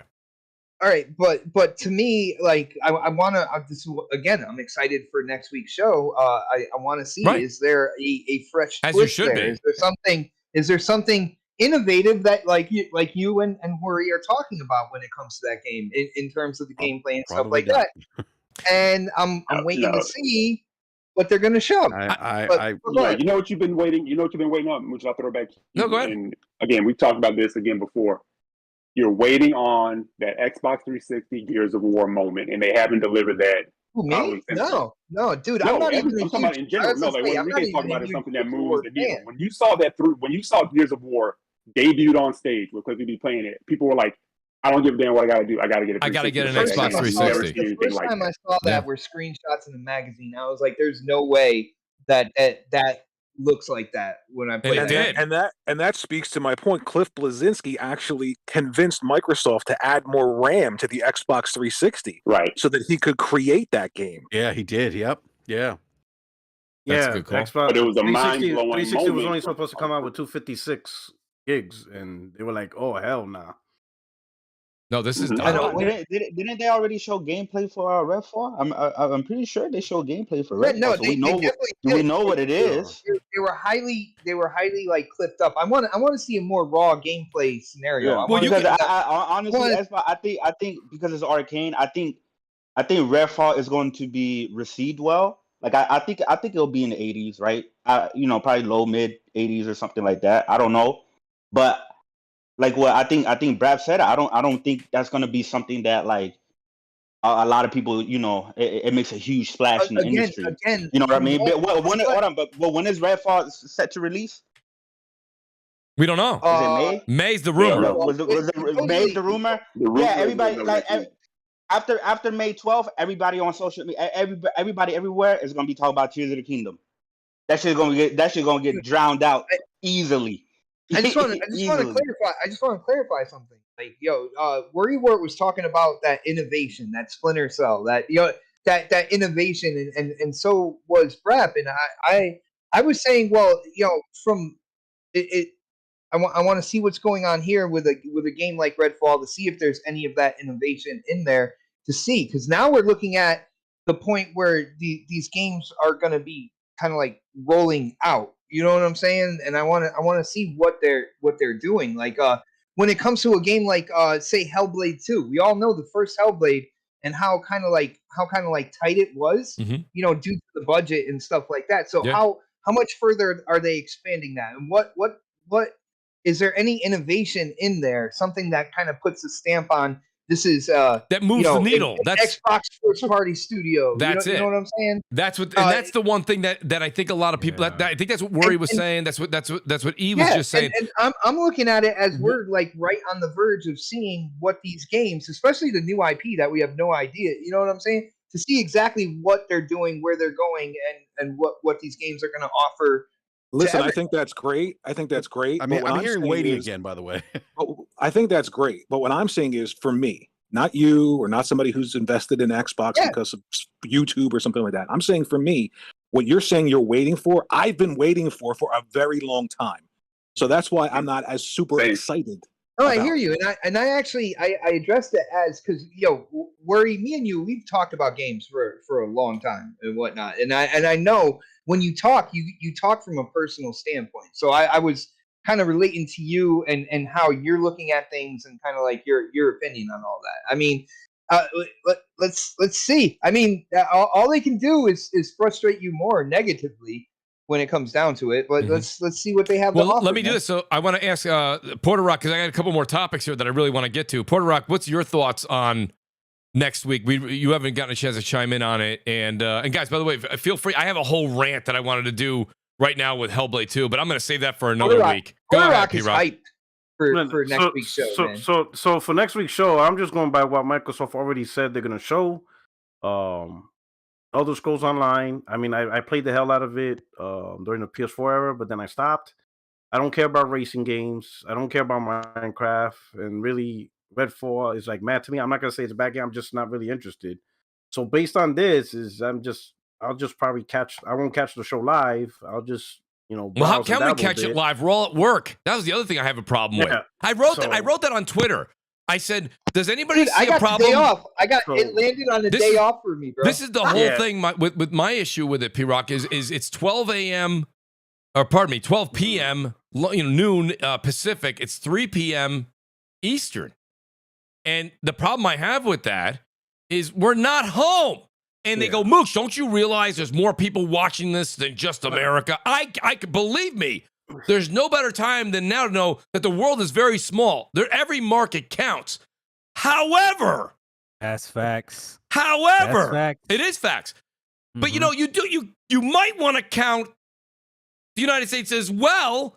Why don't you do it at 5 o'clock? How about for crying out loud, no one's gonna my point is, how big of a show could it possibly be if it's airing at lunch in California or 3 o'clock? But that's what I'm saying. New York. The game's You never know. With them, you never ever know, bro. Yeah, I'm saying unless there's some surprises. I mean, the list ain't really that impressive. I mean, it's good updates. It's just if you, we know. That's all it is. The show curious. Dude, it sounds like a developer luncheon. I don't see anything. Working lunch. That's what that is. I mean, right now, I would say the two big games. Financial report, by the way. Oh shit! I would say yes. That's exactly why we know, because it's the day before, it's day after their financial report. So I think they're going to refer to that as like, hey, this is they're going to refer to that. Yes. I mean, so for me, not really. Is this taking place at Olive Garden, Jez? Oh my God. Well, that's not going to do anything, any benefit. It's not going to benefit at all, right there. P-Rock, were you saying? I'm taking Worry, Mooch, and Jez out to Olive Garden after the show. By the way, holy shit! Yeah, he said White Zinfandel for everybody. In the bathroom. All right. So we're gonna have some White Zinfandel. All you can eat breadstick, Jez. How about that? Yeah, they serve grape juice over there. There's no White Zinfandel. Just break up the Mad Dog 2020 and just get it over with. Yeah, but just the name of the thing, like developer, whatever, direct, like it just seems like a little dry. And they said there's gonna be several minutes of Redfall, so they need to just run through a demo of that thing to show how. Show a demo. Just do a demo of it. My thing is too. Let's go say it. It's a state of play. That's really what this is. It's not, dude. I know. It is. Sony went through this motion. The first couple of state of plays for PlayStation was trash. They got better at it. I think this is kind of Microsoft's thing. Their little first stab at a developer direct. This is their first iteration. A lot of people are probably going to complain. I mean, I'm looking at the list. It's not that impressive. Hopefully it gets better over time. I would have called it something different than a direct. That sounds like Nintendo's direct, right? Well, supposedly there's no host, and it's the developers talking and showing the game. That's why it's direct. Developers direct. Like there's no host. Sometimes people don't want to see the developers talking. Yeah, man. I don't want to see that lunchroom. Honestly, I'm actually really glad that they're starting to do this, because it's like Xbox, we always got to wait for E3, right? Every year or whatever. The Nintendo and PlayStation, throughout the years, they'll give us state of plays and Nintendo Directs. Some will be really good. Others, it's not for everybody, right? But I think I agree with P-Rock. Since it's their first go and they're going to show, the games that are coming out soon. I think Starfield is coming out later. I don't think it's making it the first half of this year. I'm glad that they're doing this, but at the same time, I'm looking at the list and I'm like, yeah, this literally does nothing for me at all. Yeah, it literally does nothing for me. I'm looking at it like, yeah. Like if they had some killer trailers and something like that. First off, I think it's weird for the middle of the day on a Wednesday. But secondly, if they had some kick-ass Forza trailer, why wouldn't you show that at the VGAs and wait 4 weeks later to kind of show it in the middle of the afternoon? It was all about Samsung. Jez, do you think we'll see Samsung Cloud? Jez, do you think we'll see a surprise? Do you think we'll see anything? Do you think we'll have any shock factor? Will it be something that we don't know will be shown? No, only if there's gonna be a middle, maybe a Game Pass announcement for a game or something that you don't know, like maybe GoldenEye, I guess, which has been rumored for over a year. Aaron Greenberger would have been. He would have said no surprises. They kind of laid it out what's gonna be in there, so I think that's the headliners in there, and Redfall's probably gonna be the headliner, and maybe they'll tease when the next show is, but that's the only thing. I don't think there's gonna be any kind of one more announcement. This is not an E3 thing. This is basically a way just to kind of show, hey, this is what you're going to get in Game Pass for the next few months. because that's what it said. Phil Spencer's more excited about the games not at developer direct. That was coming. That was his acceptance. Oh man, say that bullshit. Well, let me say this. So, Kratos99 gives a super chat here. Doc, I'll ask you. Maybe you heard a little bit about. I heard a rumor about it. I think we even saw Xbox come out and say it. Kratos99 says, "How long will the event be next week?" Do you know, Doc? I think it's just about 90 minutes, right? Just short of it. Yeah, I think that's what I saw too, something like that. No, it's not gonna be too About long. 45 minutes. But man, oh man, what do you think, Doc? I've been sitting here. I've been sitting here quietly for these 5 games. Well, they said they're gonna show a lot of gameplay, right? Isn't that the whole thing? They said several. Wait, they said several minutes. 90 minutes. Redfall. Several minutes. There's no way. Oh, man. And they said they're gonna talk about Forza. 4. And I think what's gonna several minutes. They said. Nah, I think they said several minutes safe. in the description. But Redfall, which is the main game that everybody probably wants to see, and that's probably the one you're going to see less of. I'm going to look it up. Show you more of Elder Scrolls DLC. I said 90. Hold on. Is it not? Maybe I'm getting confused here with usually they're E3s or 90. So is it 45? 45 minutes? It can't be an hour. It's got to be at least an hour. It's probably going to be at least an hour, guys. Come on now. 10 minutes per game. It's got to be at least an hour. 10 minutes per game is fine. 40 minutes, but if there's no host either. Here it is. It's right here, guys. I have it right here. So this is from Polygon. They're reporting right here. It says Xbox Games marketing VP Aaron Greenberg said on Twitter the developer direct is expected to run 43 minutes long. So there, I stand corrected, and I apologize. Okay. Okay. Holy Spirit, activate. Oh no. 45 minutes? Are you kidding me? 45 minutes. Activate. Wait, what is that? Get the hell out of here. What was that? Oh, shit. That was Jez. Jez has got a soundtrack. Did you hear it? That's the spirit. I'll start praying right now. Don't play with me.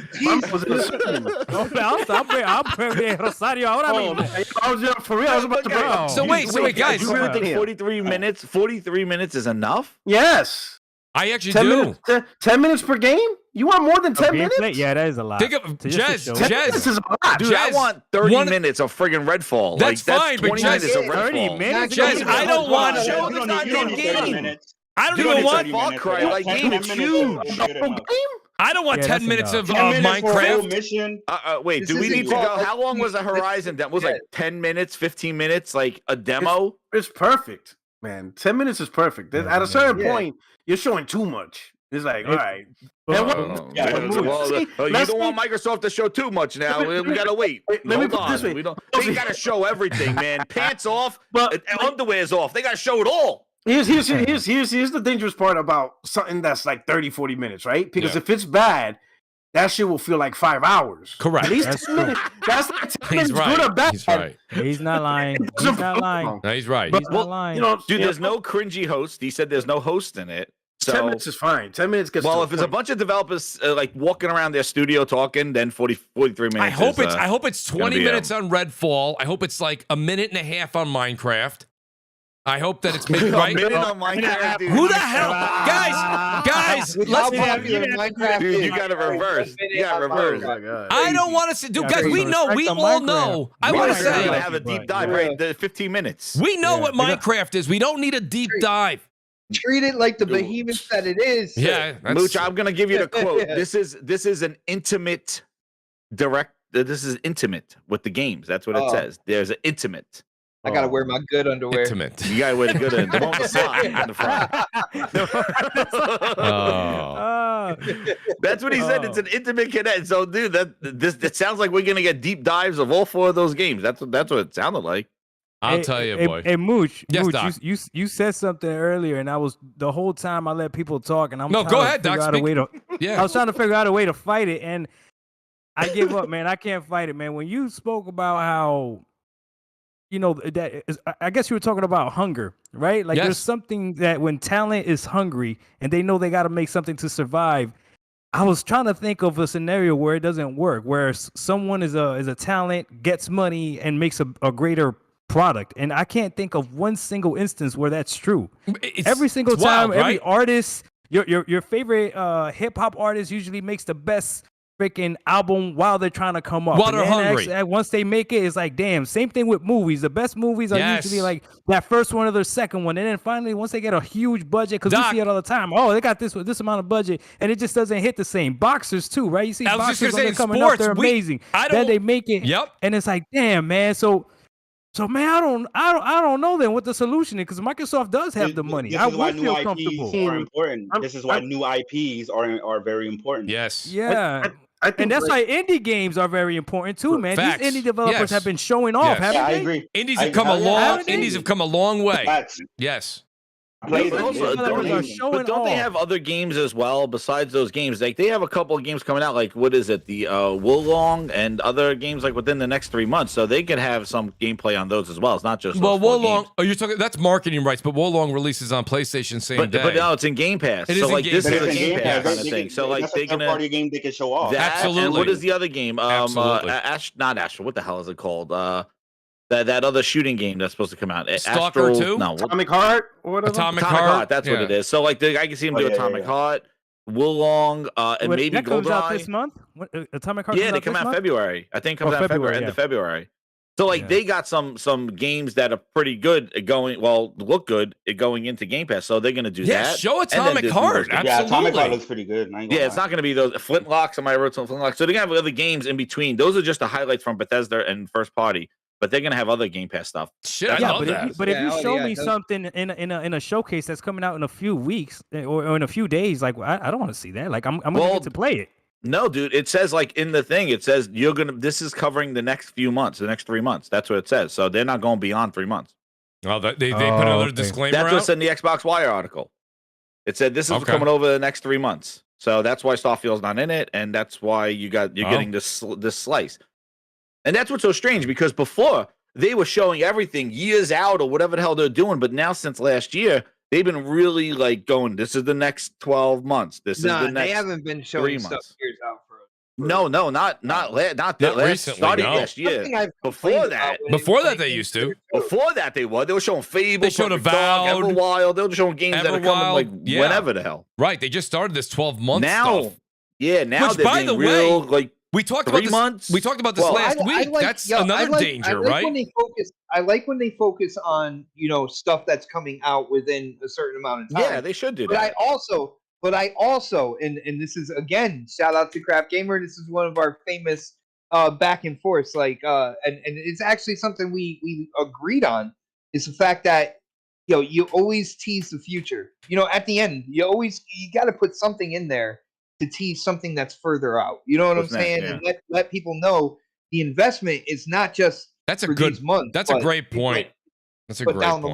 The line. There should always be one more thing when it comes to these shows. I don't know. I think the one more thing may be referring to if they have a date for the next show where Starfield will be, or if they even address it. Because the first paragraph here, it says, this is a developer direct, providing fans with an inside look at some of the games coming to Xbox, PC, and Game Pass over the next few months. Yeah. So that's what the thing says. So that's why it's not going beyond that. And then it says here, Redfall will reveal single and multiplayer gameplay, showing more of how you and your friends will take down the vampires. And it says, we'll showcase several minutes of gameplay. Let's go. Well, hey man, listen. I hope that several bleeds into the high teens at least, because I would like to see. Yeah, I hope it is not. So yeah, I hope it's like 10, 15. Let me say this to the great Jimmy Harrison in the super chat. He says 100% worry. Please preach. I want to see a game where I say, "Wow, I gotta play that." Not it's on Game Pass. I might as well play it at some point. Shout out to the great Jimmy Harrison. So guys, we've really kind of divulged into the direct this and that. I'll start with Porter Rock here. P-Rock. The reason I go to you is now we're going to go ahead and just kind of get, there's been press on this, and it's not good press.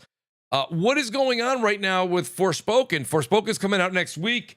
Reviews are no review codes are going out till the day of launch. I played the demo. I have my opinion, but I'll keep it to myself till the end. And then, but Porter Rock, what do you think? Have you played the demo, and what do you think about the situation at hand? Porter Rock, your microphone's doing that thing again. Yo, you asked that question. Go to the first question. It's that dual sense controller. He's That's back. DualSense controller ran out of battery. To the sound of gunfire. To answer your first question, so I don't play demos no more because 9 times out of 10 they're based off an old build, and usually, so I'd rather just experience it the way it's supposed to be. But for your second question, whenever I see a publisher hiding reviews or gatekeeping codes or whatever, that does get me nervous. Right? That's not a good sign, right? Granted, I'm not trying to say that the reviewers or the review industry doesn't have issues, but at the same time, that's still not an excuse for a publisher to be transparent with their products. I had the same vibe when Cyberpunk hid all the console codes and only released PC codes. I knew something was up. I'm like, yo, this is weird that they only showed the PC build and completely locked out the console build, and then we see results. So I don't like any publisher not being transparent with providing review codes, so that way people, could review it, see, play it, and all that stuff. But yeah, that right there, that doesn't give me a fuzzy, warm feeling about how this game's being handled. I just don't really like that. My thing on this, and I want to hear what the panel's got to think, but real quick, not even my opinion on it. If I know my game's not going to do well, just send the damn codes out, because you know what's happening now? If you're Square Enix, for the next 6 days, you're getting bad press. It's all bad. Yeah, it's counter, right? It's like telling you that the plate you're about to receive at the restaurant. It's telling you this plate coming out is going to be a piece of shit. It's horrible, terrible. So now you've got 6 days of bad press. Just give out the damn codes. Like, give them out. Let them play it. All the reviewers will be quiet. They'll be playing it over the weekend instead of typing, "I wish I had a code. This must be a red flag." But Mooch, the thing is too is that there is a demo out there, and they did update the demo too. So like, it's not like they're hiding the whole game. Like and that's a pretty big ass demo as well. It is a so like decent you kind of get an idea of like if this is your game or not. Like so like the reviewers, they could be pissed off they don't have it, but I would say it is sus. But guess what? Square Enix, they're shady sons of bitches anyway, and they never meet their targets anyway. They're confused. Those dudes. So like, I wouldn't be surprised. They'll probably say this game never hit its targets, just like every other game. I would say if there's issues with the games, and I say this all the time, man, first impression is really important. If they already know there's issues with the game, just delay it. Tell the reviewers, hey, we're not sending review codes out because we're gonna, at least on the low, we're about to don't do no day one patches. Just be like, hey, community, reason why review codes ain't out because we're gonna delay the game by a month. And then as soon as it gets to the point where we find it acceptable, we'll push out review codes, right? Yeah, and sometimes. If they did that, like if we see that over the next day or two, then that's acceptable. Because don't release a review copy and then just tell everyone, oh, no, but we'll do a day one patch. Because no, your game's going to get reviewed as is. If you don't want the game reviewed as is, then don't release the code. But at the same time, let us know that you plan to delay the game, whatever. And I'll respect that, Just, delay the game. First impression matters and stuff. But if you're going to still release the game and like release the review codes the day after release, oh, that's shady. That is shady. It is. Sometimes you're damned if you do and you're damned if you don't, because, look at like a game like Hogwarts Legacy. I'm sure that's going to be reviewed harshly by mainstream gaming. And it looks like a really good game. So sometimes not releasing that code when you feel like you're going to be criticized could be a good thing. I don't think mainstream reviews in general really have as much meaning as they used to have. They don't. That's facts. That's facts. Right. That is true. Yeah. Yep. Yeah. Go ahead. Speak on it. No, go ahead. You're right. No, I was just going to say, I think that, we're in this weird place where people are reviewing games on things that have nothing to do with actual playing a video game. So I tried the demo for Forspoken. It was okay. I enjoyed it. There were a lot of problems. I think it'll be probably around a 6. I'm thinking. Maybe a little lower. I'm not sure, but I'm thinking right around a 6. Yeah. Yep. But again, you release a game like I'm not a big Harry Potter fan, but everything I've seen of that game looks amazing to me. That open world, that hopping on the back or whatever that thing is with the wings and being able to fly from one end of the map to the other and explore. That looks like a proper AAA game that they paid attention to the source material for. But again, I'm sure you're going to see really critical reviews of that game that have nothing to do with actually playing the video game or being in the Harry Potter world. So sure, yeah. I just don't. I don't put much faith in any real mainstream reviews anymore. I'm more akin towards people on YouTube that I know who play certain types of games, or just even myself, if they're playing games for a long time, I know what I'm going to like, what I'm not going to like. That's right. Did anybody on the panel play the demo and enjoy it, or is looking forward to the game next week? I was looking forward to the game. I played the demo, and there was just things off about the game for me personally. With how the controls and the combat feels, and I put a good enough time, because when people I notice with this game sometimes, like when some people say that they played the demo and they wasn't really feeling it that much, other people will assume it's like, well, you didn't know how to play, or once you see multiple people kind of saying similar things, it's like at one point do we hold the game accountable? You know what I mean? At what point do we hold that accountable? But yeah, I put enough time to get used to the combat, right, and do all these things. I know they're updated, so now you can switch to controls and stuff like that. But there was other things that I'm worried about, like what's going to be like the interesting things that you find throughout the world and the exploration. They didn't really show that off in the demo, even though they said there's going to be more than that in the final game. But right.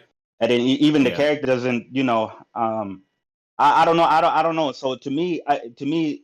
And there's a bunch of games coming out this month that I want to play. Like there's games that I have to hold off because there's so many games coming out. Like Fire Emblem, Mooch. I gotta hold that off because Persona 4 is gonna take priority. Yep.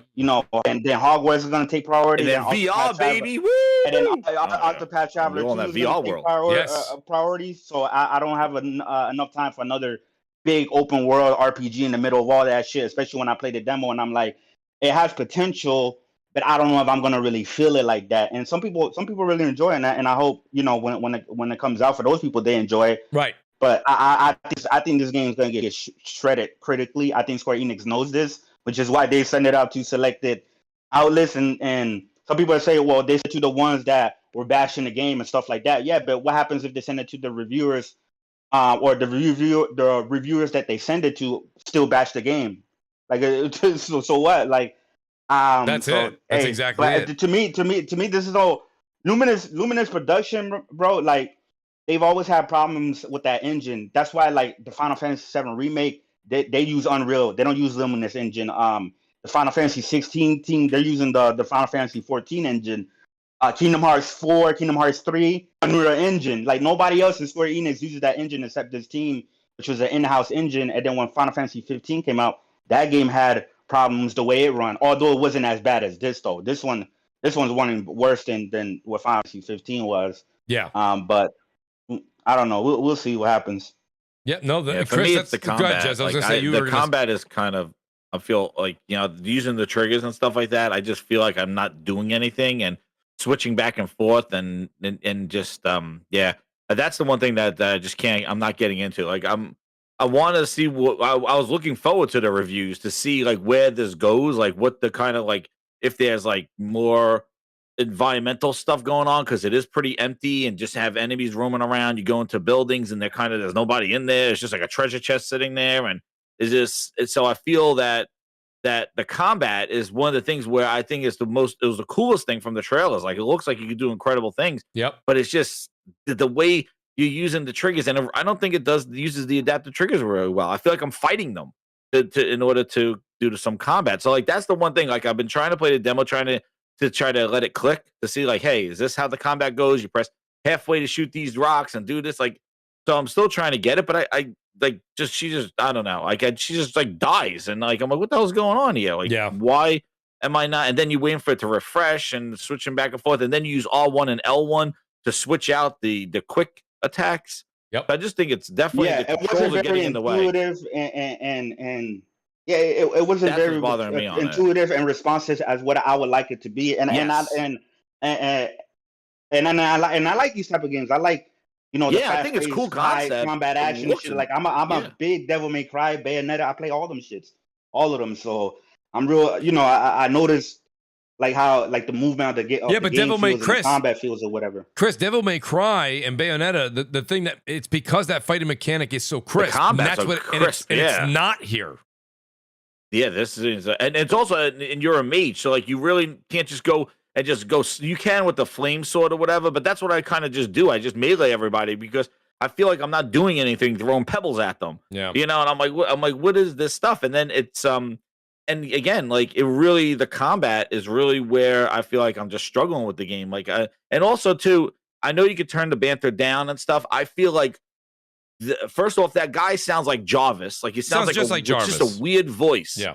On the cuff, just a strange voice, like a Jarvis type out of thing. place. Like yeah, it's just he's like, hey, whoa, like very like whispery and just weird. For some and reason, then she's just like cursing, go like when she's opening up things, she's like, what the fuck's this? What's that? Like, I'm like, okay, like I understand that it's almost like Nadia, but like that she's coming out of like one world and going into this fantasy world. But I just feel like that just seems off to me sometimes. And with the combat, it's just weird. No, yeah. I don't know. Like I don't know. That's why I was looking forward to some reviews to find out where this goes. For me, it's not. They're not executing it. It's me. not executing. It's not. I am gonna get the game. Out of it. It's kind of weird. Later out in the sale, it's easy for me just to wait because, like I said, there's so many other games that are coming out that to me takes more of a priority. So I got for every month, at least into June, there's at least one or two games that I'm one or two new releases that I'm picking up. So. So what are you just gonna? I'm waiting. I'm gonna see if anything comes out, and it's not like I gotta play this at 11, 12 a.m. like pre-order stuff. I just want to hold off and see. Yeah, because I don't know. Yeah, I'll be waiting too. But along with the controls, I found like the menus. I found that the menus were like really convoluted too. Oh, and the photo mode too. The menu. You ever tried to do the photo mode? Like that menu is ridiculous. Yeah, no, the menus are bad. Yeah, I love my photo modes, and I'm like, what the hell's going on here? It's like a wall of text. They're like options. I'm like, where the hell's the focus? Well, it's funny too. I don't have it as a topic, but we're talking about multiple games that Chris Righteous would brought up, and it's true. Like next week, so Tuesday, I believe Tuesday is Forspoken, and Friday's the Dead Space remake, right? So so now don't get me wrong. I'm excited for the Dead Space remake of Naturally. You guys know I love anything and everything horror, but at the same time, I'm gonna say that me just finishing Callisto Protocol, it takes a little ruins you. It ruins it a little bit. No, you've been tarnished. A little bit. And that's not not because Callisto Protocol was good. I saved myself. It wasn't. It wasn't great. But yeah, I don't know. Doc, I want to go to you. Doc, what did you think about Forspoken? Did you play the demo, or is that not even your cup of tea at all? So I didn't play the demo. So same thing as my big bro. I don't like playing demos. Like I like trying out the game as soon as it comes out. Same thing with somebody else that mentioned that they don't really put reviews at that high regard anymore. I know I'm always freaking promoting Game Pass, but I'll be honest with you, because of Game Pass, I try a lot of games like, without any fear of whether or not I'm going to like them or whether or not I feel like I'm going to lose my money. And it doesn't matter what the reviews go on it, because if I like it, I like it. So I know Chris Righteous really likes Persona, and everybody's telling me that Persona is a really great game. Well, I'm excited to try Persona 4. And what's the other Game Pass game that's coming? Persona 3, I think it's also coming to Game Pass, because I've never played Persona Rise too. Yeah, I actually just downloaded that today, right? And I never played any of those games, so I'm excited to try them. To me, the reviews don't really matter, but the one thing I will say is when I see a whole bunch of people that I would usually be like, okay, this is their type of their style of game, and they usually like it, and they don't like it, then that's something that I listen to, and I kind of look at like, okay, maybe it's something I don't need to look at right now. And that doesn't mean that I'm just gonna throw it away, because who knows, I might try it and actually like it. Like a weird game for me was Scorn. Like a lot of people didn't like Scorn, and I thought Scorn was great, and so same thing, it was kind of weird. People didn't like it. I tried it, I liked it. Same thing with CrossFire X, the campaign. Like I enjoyed CrossFire X. Some people didn't like it, But so for me, it's just we'll see what happens when the game comes out. I agree with my big bro when he says it's definitely shady. Everyone's been tarnished from what happened with Cyberpunk. I don't understand how these developers have the testicular fortitude to even do things like this when we've been talking about it. Like indie developers are doing just as good, if not better, in producing games that we enjoy. I don't know if anyone played a Plague Tale Requiem, but that game was freaking phenomenal. You know what I mean? Doc, don't bring up I didn't like either, Doc. You didn't like a Plague Tale Requiem? But wait, no, you don't want to get me on that. It's just. Do you want me to play the fire? You want some fire background? What's the? Am I tripping? Doc, listen, I might be alone in this boat. That's fine, but I can't stand. It was probably the most. Requiem? What's the kid's name again in it? I don't remember the kid's name. Come on, There you bro, go. do it. Yeah. What was it? Hugo. Yeah. You get do it. Rapper does it. Doesn't be rap. No, Mooch does it. He's like, Mooch is the one that does it. Hugo, jump through the windowsill. I'm here, Hit the Hugo. button. Wait, what? What are we doing right now? Hugo. What are we doing? We're making fun of the voice acting? Hugo, throw the rock. Hugo. Hugo. There's 70,000 guards over there. I mean, I don't want to spoil the game for anybody, but man, Throw a rock. that story is ridiculously good. Throw a rock to the left. We'll go to the Watch right. for the- oh, I can't stand y'all. Look at y'all. I can't take Doc. Honestly, it literally, Doc. I streamed it on Twitch. Slingshot. I streamed it on Twitch. They almost took me out. They almost took me out in a stretcher through the window. I was almost in a coma. Mad disrespectful. That game is fire. I, honest to God, Doc, I will play any other game. Like, and I love what you just said about Hugo. I can't take another minute. Alicia, let's go to of Olive that. Garden. Alicia. Let's go to Olive Garden. Alicia. Breadsticks. The rats. The rats are back. I can't with them. I can't T-Rock, take. make them stop. Doc, I can't. Doc, This wait is a bullying minute. at this point. Doc, you can't. I don't know. If listen, Hugo, if you can't take my voice, how'd you play that game for 13 hours? That's all they did. They threw a rock. You throw a rock and then you sneak past the guy. Y'all didn't like a Plexo Requiem? I thought Qbert was a deeper game. I had no idea what the hell was going on. I mean, what the? It's Chris, so you didn't like boring. it either? Chris, did you like it? Born? No, Plague Steel. I said Don't be like that, Chris. I said breadsticks, and you thought of scoring. I heard somebody said scoring. Like that's why I was like, No, Plague Tale Requiem. No, Plexo Requiem. I didn't play. I didn't even play the first one, and they gave the first one away. I downloaded the first one because they gave it away on PS Plus. Yeah, me too. I didn't like even play the first I one.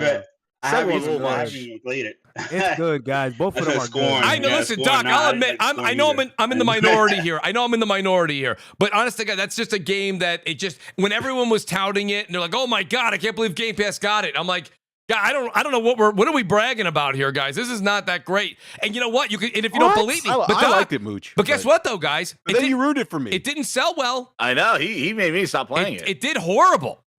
Mooch is Wait. You guys didn't finish the game? I finished the first one, not the second one. You gotta finish the second one. I'm telling you. The story was so slow, and the second one was crazy. It's just but the forever. story gets amazing. I thought that shit had control. White rats in the dish. I'll shoot rats out of my hand. And a Plague Tale Requiem is dope, man. I don't know what you guys are talking about. Dude, exactly. Thank I you. should have had all these powers in the beginning of the second one. Like I did all this already. I'm still throwing rocks at people.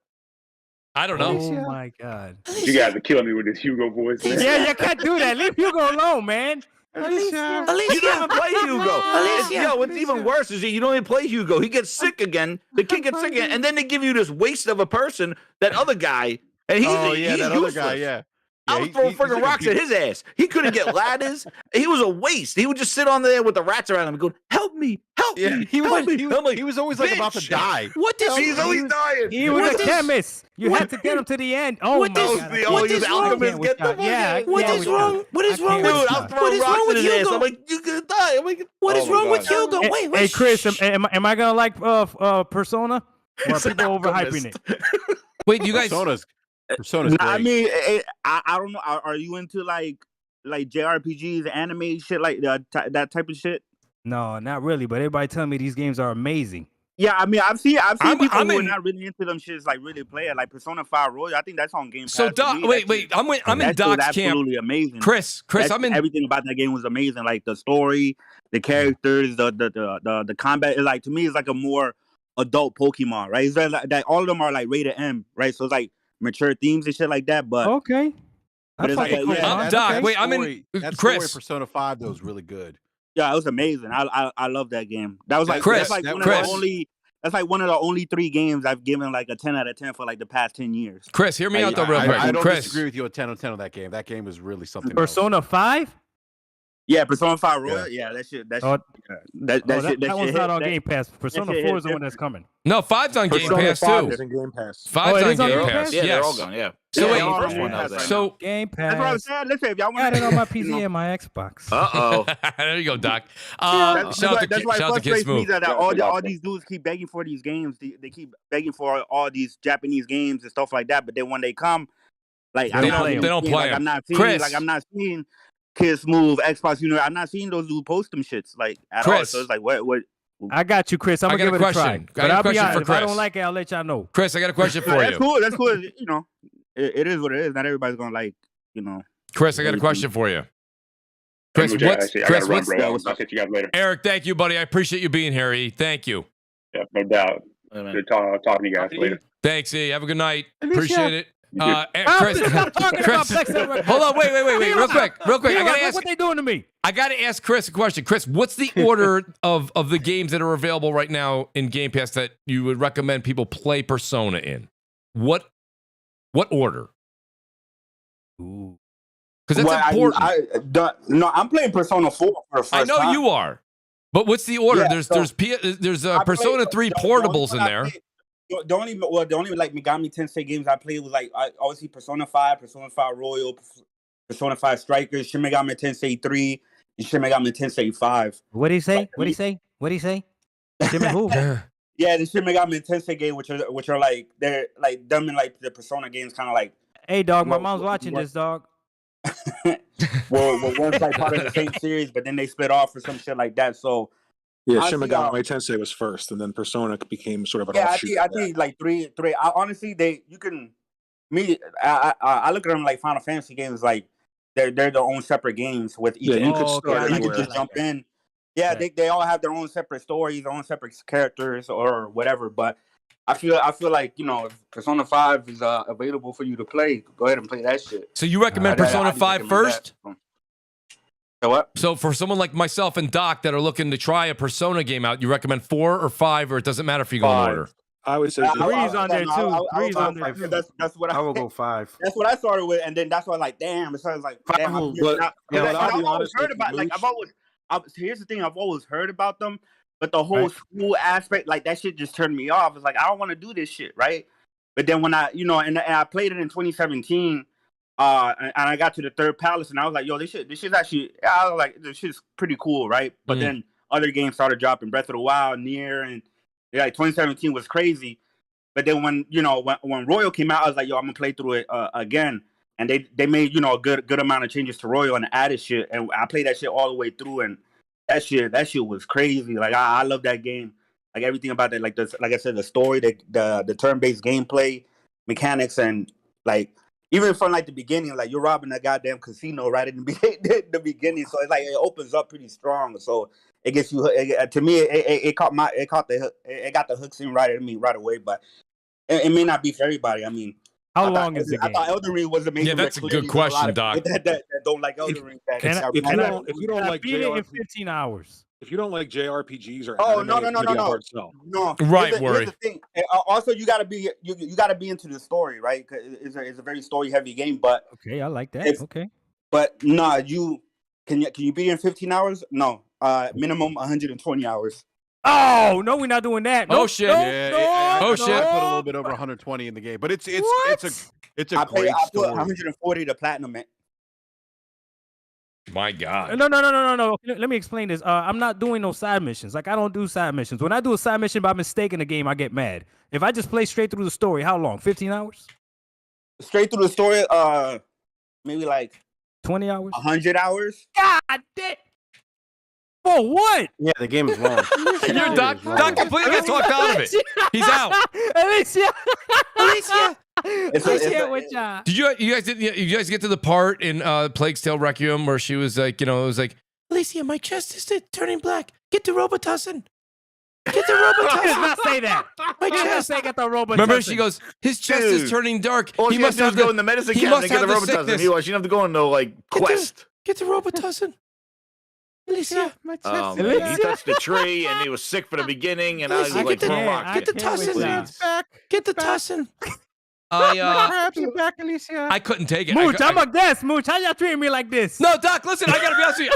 I know that I'm alone here. You're in the majority. I'm in the minority. I really am. No one likes it, but me. Apparently, I'm the only one who hates it. Well, me and the other 60 million people that didn't buy it. But you know, well, it was very popular, but nobody played it. It was very popular. That's the thing when we always talk about that. I always say that to everybody on the show. I say, guys, the panel and the chat, you guys, this is you guys should stand up and give yourselves a round of applause. We are the hardcore. We're the ones that pay attention to everything. Most people don't know what Plague's Tale is. They don't know what it is. Like, nobody was like, let me get a PS5 and 2 copies of Plague's Tale, please. Nobody said that. Nobody. Xbox Series X and, you know what? Give me and the guy behind me, I'm going to play it forward. Give him a Plague's Tale. No. Nobody said it. It's horrible. It's boring. You know, they actually released their financials. They had their financials. As of November, it sold more than 1 million copies. Plague's Tale Requiem. So did Mooch mugs on my merch advertisement. You know, but listen, Bill Spencer. No, BRAP, but BRAP, to be honest with you, it actually underperformed greatly. Actually, did it? What were the sales targets? Hold on, let me. Someone else tell the story of it. I'll look it up.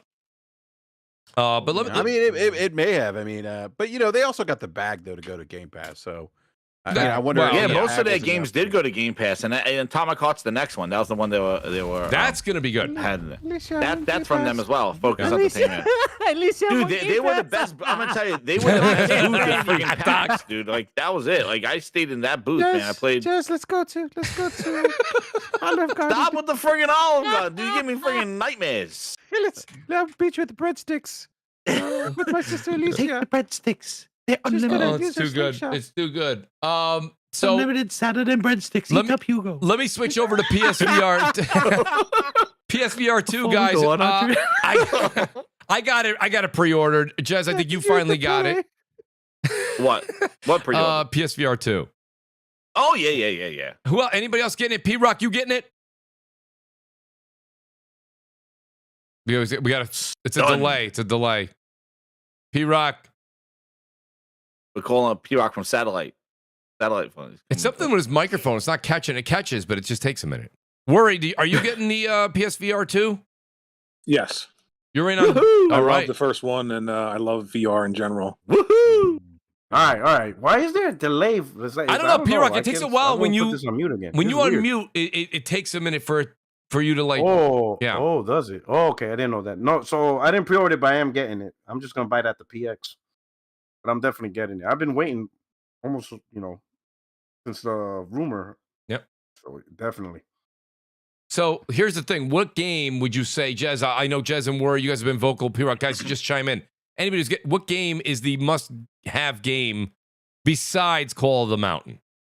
Horizon. I was going to say Call of the Mountain. Like Astrobot Playroom was the game to get if you have a DualSense controller. Yeah. I think Horizon Call of the Mountain is their game that demonstrates everything right at launch that the PSVR 2 can do.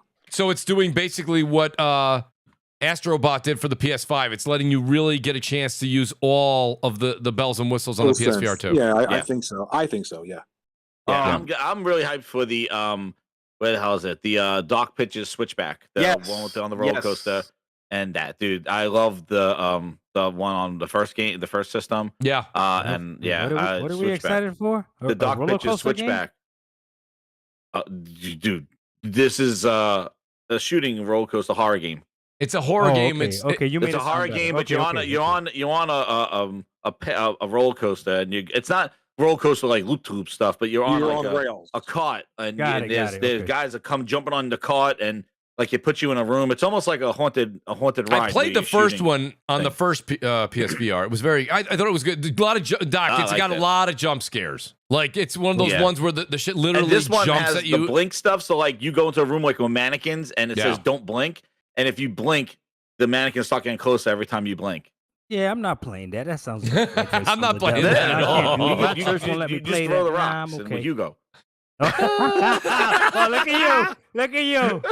No, I like the first one. I did like the first one. Dude, but no, that one, I'm really hyped for that one. And then the whenever that comes out, the what the hell is it? The Resident Evil Village. I want to play that in the VR. Yes. And then the other thing is the damn, what the hell is it? The shooting game. What the hell? Firewall. There's Firewall, and then there's another one called shit. Hold on, give me a second. Crossfire, which I don't think I'm touching. No, I don't think Crossfire.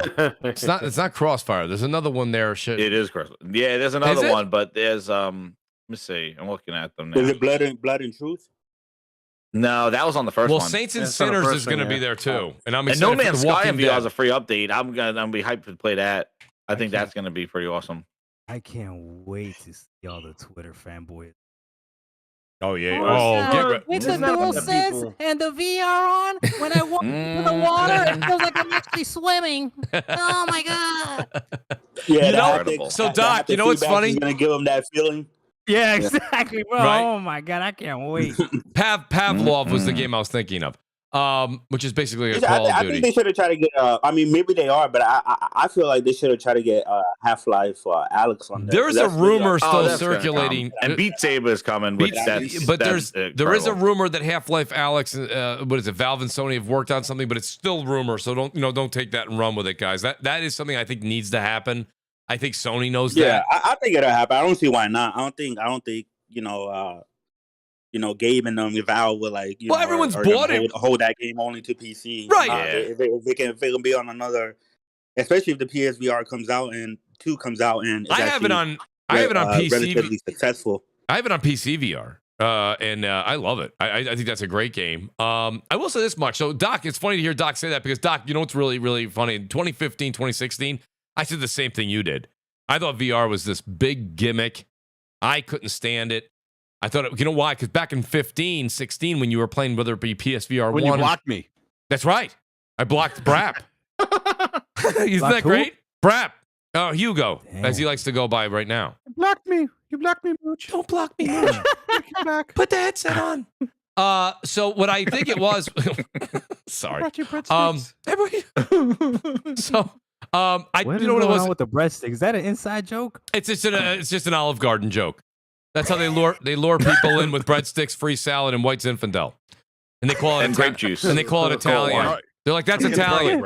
They're like garlic bread. That's the whole point. They're like, that's Italian. Bread, I'm like, yeah, that's Italian, all right. So anyway, and Italian tacos. Yeah, exactly. Italian tacos. VR back in the day was just experiences. It was like a folded pizza. 20-minute. Give it to you. That's a goddamn Olive Garden. It's like a 20-minute. It's a 20-minute experience. Now there's games. There's full-fledged games. You can play the full game of GT7. You can play all of RE8. And the titles keep growing and growing. I think that's why VR gives a different alternative. You'll never hear me sell it, Doc. Like if you said, Mooch, I got no intention in buying that, you know what I'd say? Don't. It's not for everybody. But I really do think that it's not. It's not. But I will say it's only for the elites. Oh, Doc, elite no. I gotta get it now. I want to be immersed. Doc. I want to be immersed. No, but it's funny. Imagine a Plexo Requiem on VR. Oh my god! You'd be really throwing the rocks, and Hugo will be right next to you. You could pat him on the head. Oh my god! Can you imagine that experience? I can imagine it. Actually, PlayStation will probably be lit in that thing, man. If you were just throwing rocks at fire the whole time, the whole time, crawling around your floor, the whole time you'd ducking around. You'd be hunched. You'd be hunched over. You'd be hunched over, just throwing rocks. Dude, I'd be behind my couch throwing rocks. Hugo, go get it. Hugo. Hey, can you imagine being attacked by rats and actually seeing them all around? Oh, dude, and feeling them vibrating your head and your hands. That would be that part probably would shine a bit. But I do think that you know when people say, "Hey, I've hit the," you guys see it all the time on Twitter. People say, "I've kind of hit this block right now where I just don't. I'm not feeling like gaming. I don't want to pick up and start a new game. I just finished a game, or I just platinumed a game, or 1,000 out of a game achievements. I don't really feel like playing another game right now." The one thing I will say to people who are on the fence about VR is when there's times where you just get done beating a game, and you're like, all right, do I want to get into another 50, 60-hour game right away? People say it all the time. They're like, I kind of hit this block. And it usually takes some time with it. Yeah. What's nice is you put the headset on, and it's a game, but it immerses you. Like you are in this world, right? No, and Doc, good joke before. No, I don't give a shit about touching the water and all that shit. But when you look around, but you will touch the water. I'm definitely gonna try touching the water. Of course I am. Of course I am. That's the first thing I'm gonna do when I'm in that boat. I'm touching the water. You know what I mean? I'm splashing those sons of bitches in the boat. I'm gonna splash them and see if I can do that. Absolutely. But I think it's just something different. It's a different escape in the world of gaming that gets you off the couch with the controller for a minute, and it's different. The Quest 2 is what got me into that. It wasn't even PSVR 1. It was Quest 2. I picked up RE4, Resident Evil 4, and I've been playing that on the Quest 2. Dude, it's an old ass game. There's nothing realistic looking. You know what I mean? The faces are like polygons. Everything's not really that great. Nothing's crisp. But when you're playing it, and all of a sudden there's like one of the, you guys played RE4 a million times. You shoot the zombies coming at you or the undead, and then you think they're dead. Well, in the game when you're playing on your couch, you still see them squirming around. One dude I shot, he dropped down by my right leg. I think he's done. I think he's dead. So I kill the guys coming to my left, and I just stand there because I'm messing with my inventory and reloading my gun. You know how cumbersome that could be in that game. And then all of a sudden, this dude just literally gets right up in your face. He wasn't dead. He climbed back up. Oh, my God. Dude, I was like, holy shit. Like, my point being is that it's different. I don't want nobody to go out there and spend $500 if you don't want to spend $500. Don't do it. But if you're how much? $500, Doc. For what? $550. $550. Oh, $550. $550, yeah. Oh, but it comes with all the games, right? It comes with one game. No, it comes with nothing. $550. Two controllers, a headset, We're and a talking game. PlayStation here. You have to buy everything. Doc, you don't get it all on the Phil Spencer deal meal. Wait a minute. I'm good, dog. Wait a minute, I'm Doc. good, dog. Doc, lettuce is $7, Doc. Lettuce is $7. Your Game Pass funds are going to give him awards. A carton of eggs. A carton of eggs is like $8. Okay? I'm not telling anybody to spend money, but you can't say 500 is crazy for a whole new thing. I raise chickens. XP Rock. We raise chickens over here. Man. And then wait a second. 600 if you want a game with it. A number two at McDonald's in New York is almost $11. I say you go to What do you want? I'll tell you what it is. Hey, you know what? He's killing me. Big rats in my house. Just put them all over my house. Hugo. That's what I'm gonna do. Yeah, it's cheaper to get real rats. And it's cheaper to get real rats. He's into a real life plague style in his house. Wow, $550 to touch water? Not crazy. It's a little more than that. And Splash NPCs. But yeah, absolutely. Oh damn. For an extra $100, Doc, you can touch grass. There's a lot of things you can do. It depends on how much money you're willing to spend. Listen, it's not for everybody, and I get it. So shout out to Captain Crunch. He goes, I ain't in New York, Mooch. No, you're not in New York, but I got to be honest with you. Prices are getting crazy here. I think everybody's kind of feeling that. People buy a chicken, man, for the eggs. Go buy a chicken. I love it. There's going to be a bunch of chickens running around New York City soon. I have 9 of them. That's right, BRAP. You do. Yeah. And you were doing that. You were ahead of the curve. By the way, I'm going to give BRAP credit here. BRAP had those chickens way before the pandemic, too. Sell them to the neighbors for triple. That's what I was doing. We were selling them, yeah. Can you get the first PSVR and play these games or no? Some of them. Not the PSVR 2 so games. There's a bigger library. There's a large library. It's not backwards compatible. They have to update the games. They have to update them. Right. But there's a big library for PSVR 1 that's already there. Yeah, if you went and got a PSVR 1, it is cumbersome to play. I can tell you this: I played the PSVR 1 on the PS5. It is a little cumbersome. You need the camera too. You got to get the for adapter. the first one for the old. I got a PS5 camera. Then you're halfway there. The PS5 camera doesn't work with it. Yeah, but you don't need it. You don't need it. You don't need the. Oh yeah. Yeah, you don't need a camera for the PSVR 2. It's all wait, inside Porter out. Rock. So, the difference with PSVR 2 is that it's room scale. So you could walk around your room in the environment. So you could walk over, bend down, open up cabinets, stuff like that. Christ. Where the first one you like couldn't do that. Well, no, you scan the room, and then if you get close to the wall, it'll your pad does a pass-through camera, so you see what's in front of you, so you don't walk into a wall or trip over something. You'll hit like an invisible wall. It will come up. You draw a boundary on the floor, and then if you approach it. Doc, you should pick up honestly a Quest 2. How much is that? I think that's 300. 400. Oh, is it 4 now? It went up. They increased it $100. Yeah, they went up. Oh, it's 400. All right, it used to be 300. Now it actually went up. Me and P Rock are gonna split one. And see what I hope. Nah, bro. No, you don't want to split. Me and you. Listen, bro. You can have it in your house for Christmas. I have it in my house for Thanksgiving. Listen. I upgraded to selling avocados, so I make money. All right, let's still call mangoes. I told you. Well, man, you told me, man, I'm in California. A lot of guacamole gets made, so I went to the avocado business. Border Rock, you can invite him over. He can just sit on the couch and watch you in VR touching water and be like, "Can I try it?" He's like, "No, Hugo, you sit down." No. You sit there. No, my big bro. He's gonna make me hold a cup of water. Border Rock, you're not getting one? Splash me. Hold the fan. Yeah, splash me. Him and Hugo could go get some, Olive Garden breadsticks or whatever. Hey, Border Rock, are you getting? Are you getting PSVR, Border Rock, or no? What? Are you getting the PSVR? Oh yes, absolutely. Oh, you are. Absolutely. Okay. Well, there you go. I love Doc, VR. Big Bro's got it. Go over there. Yeah, man. There you go. Yeah, I'm gonna have to try. So I agree with Mooch. You like when people ask me, should I get it? I usually tell them no because, and this is the reason why. Because Mooch, you have to want something more than what gaming's already offering. It's got to be. Right? Yeah, it's different. Yes. You have to already want it. You be like you have to be to the point where like, what's more out there? Like besides what we got, besides the 4K resolution, the 120 frames, and primarily like.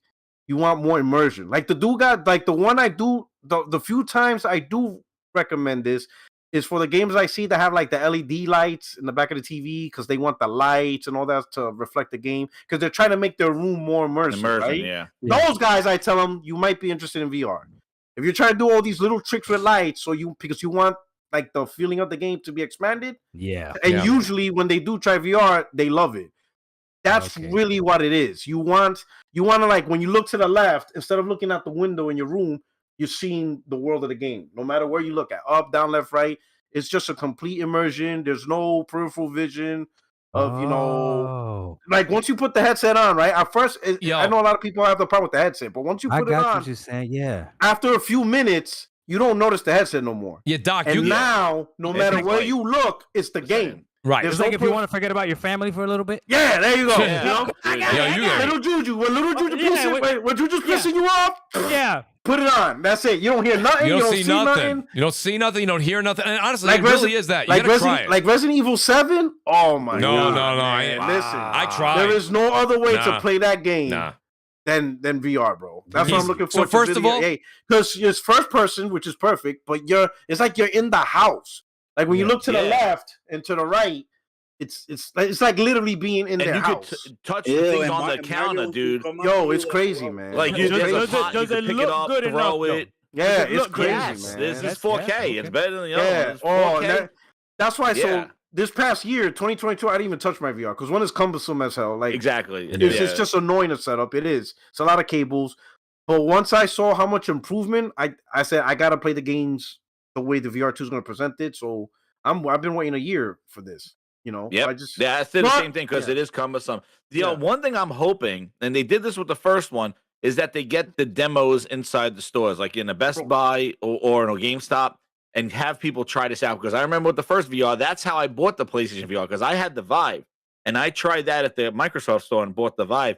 But I was not into the PlayStation VR until I went to go try it. And when I tried it at Best Buy, when I put that headset on, I was like, holy crap, this thing is such more comfortable than the Vive, because that's squeezing my face like a ski goggle. This thing sits on your head like a visor, and you just bring the screen to you. Yeah. And they actually had some more games in the PSVR than like there was more games on PC, but they're more like tech demos or theory, because this was the beginning of VR. With PlayStation, I felt like there was more games to it.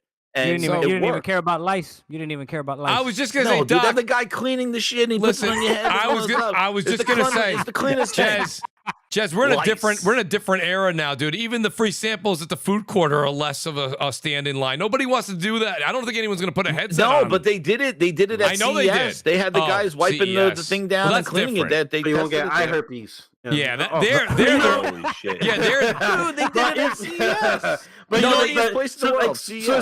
So it's like Resident Evil is a good example. If you like games like the House of Dead, right, or those type of shooters in arcade, well, imagine playing that game, House of the you're Dead inside the house. They should make House of the Dead for VR, dude. And triggers and everything. You aiming the guns. You could go sideways. You could do cross. You could do all crazy stuff with the guns. Hey, doesn't that help PSVR2 have haptic feedbacks? Doesn't yes, even the headset. That shit probably gonna feel crazy. Even the headset and your fingers too. The headset has 3 fingers too. Fingers and the headset.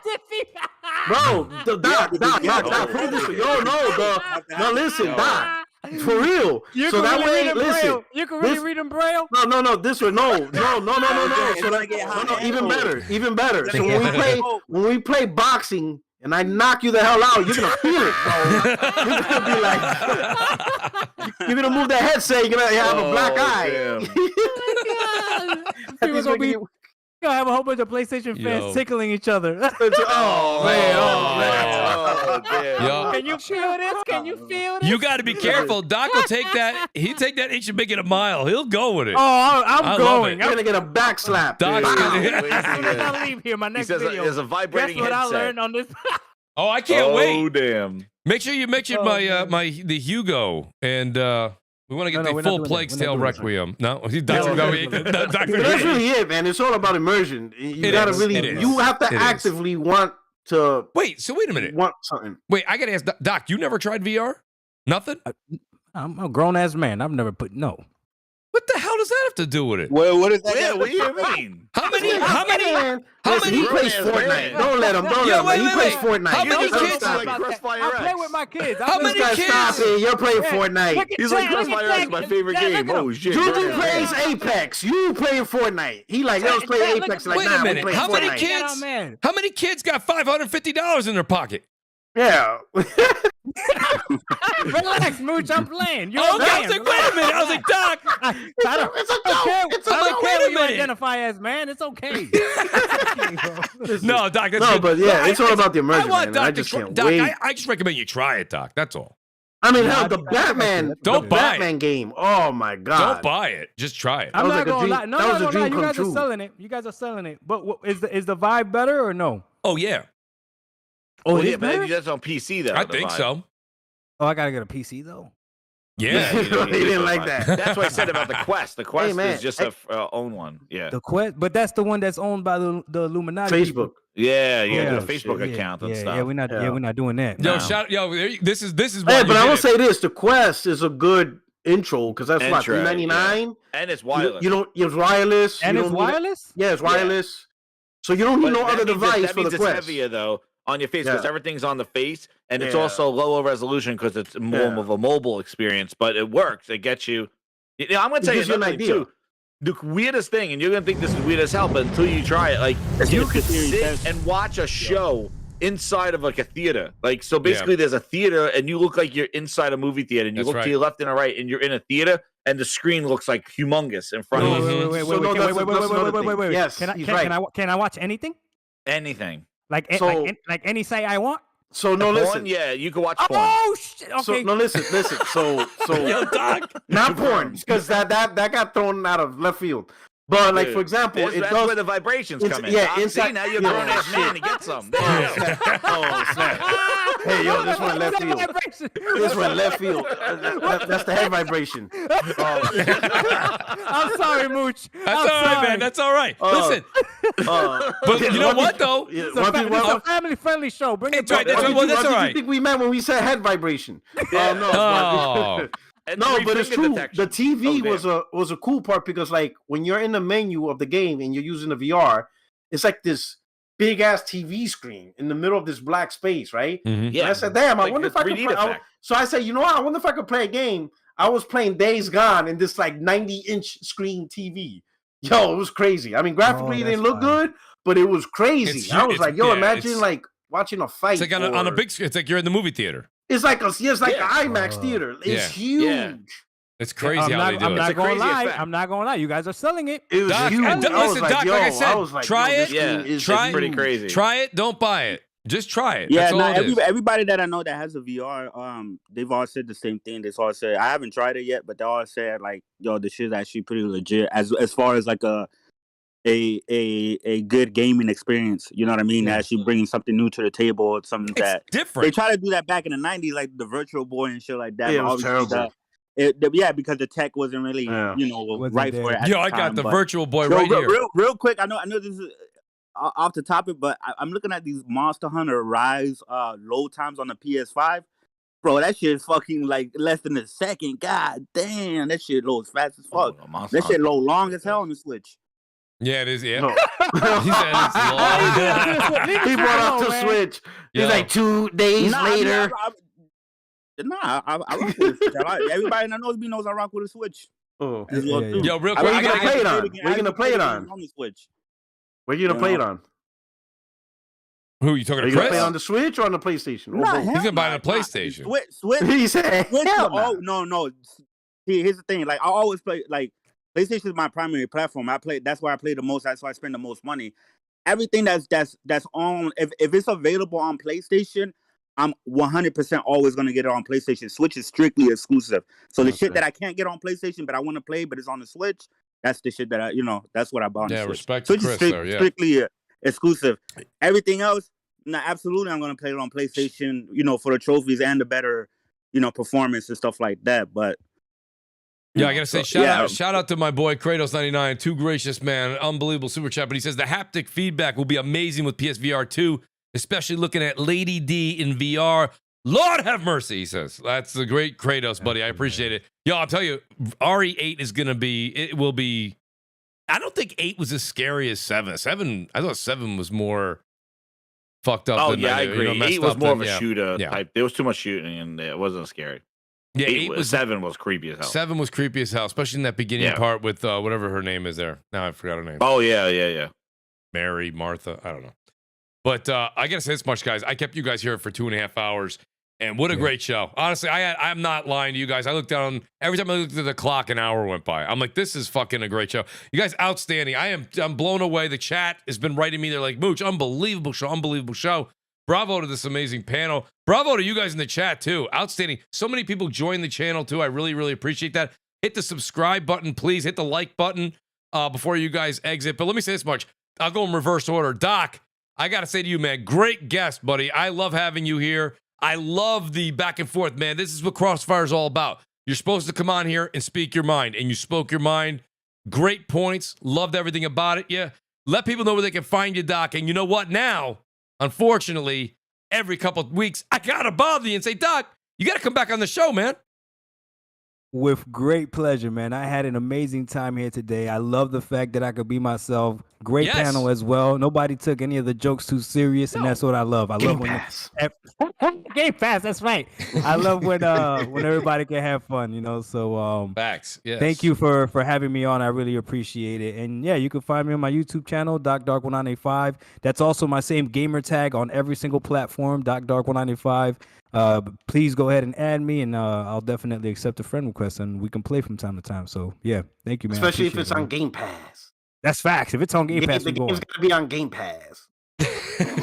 Yo, shout out to Doc, man. Great to have him here. I came to buy a game. He'll look at you crazy. And if you didn't get a actually, I gotta give this is for Doc. I gotta play it. I gotta do it. All right, play. Oh, and second on 2. I got it. Doc, this is for you, baby. That's right.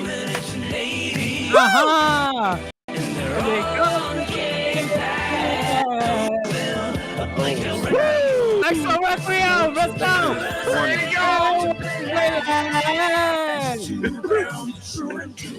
Wow. Yo, that was great. And you can find it on Game Pass. That is hilarious. I had to play it, man. I love it, dude. That's my favorite. Inspired. You got a great switchboard, Jez, on your show. Absolutely love it, but that's my favorite. I'm not gonna lie to you. That is my ultimate favorite. Fridge. Oh God. It's a mini fridge. I love it, man. I can't even take it. I love that one where you were introducing the 3 new jingles and you played the one. I can't remember which one it was. You couldn't stop laughing. You're just laughing so hard. Because it was the Miss Piggy. Because they called it Miss Piggy. See, that's something where I created the thing, and then the chat made it something bigger than that with the pigs. And like I was like, holy crap, it does sound like Miss Piggy. It does sound like Miss Piggy. I'm driving home and I'm listening to that show. Should I play? I'll play. It was too funny, man. Too goddamn funny. That is Miss Piggy. What is this? What am I listening to?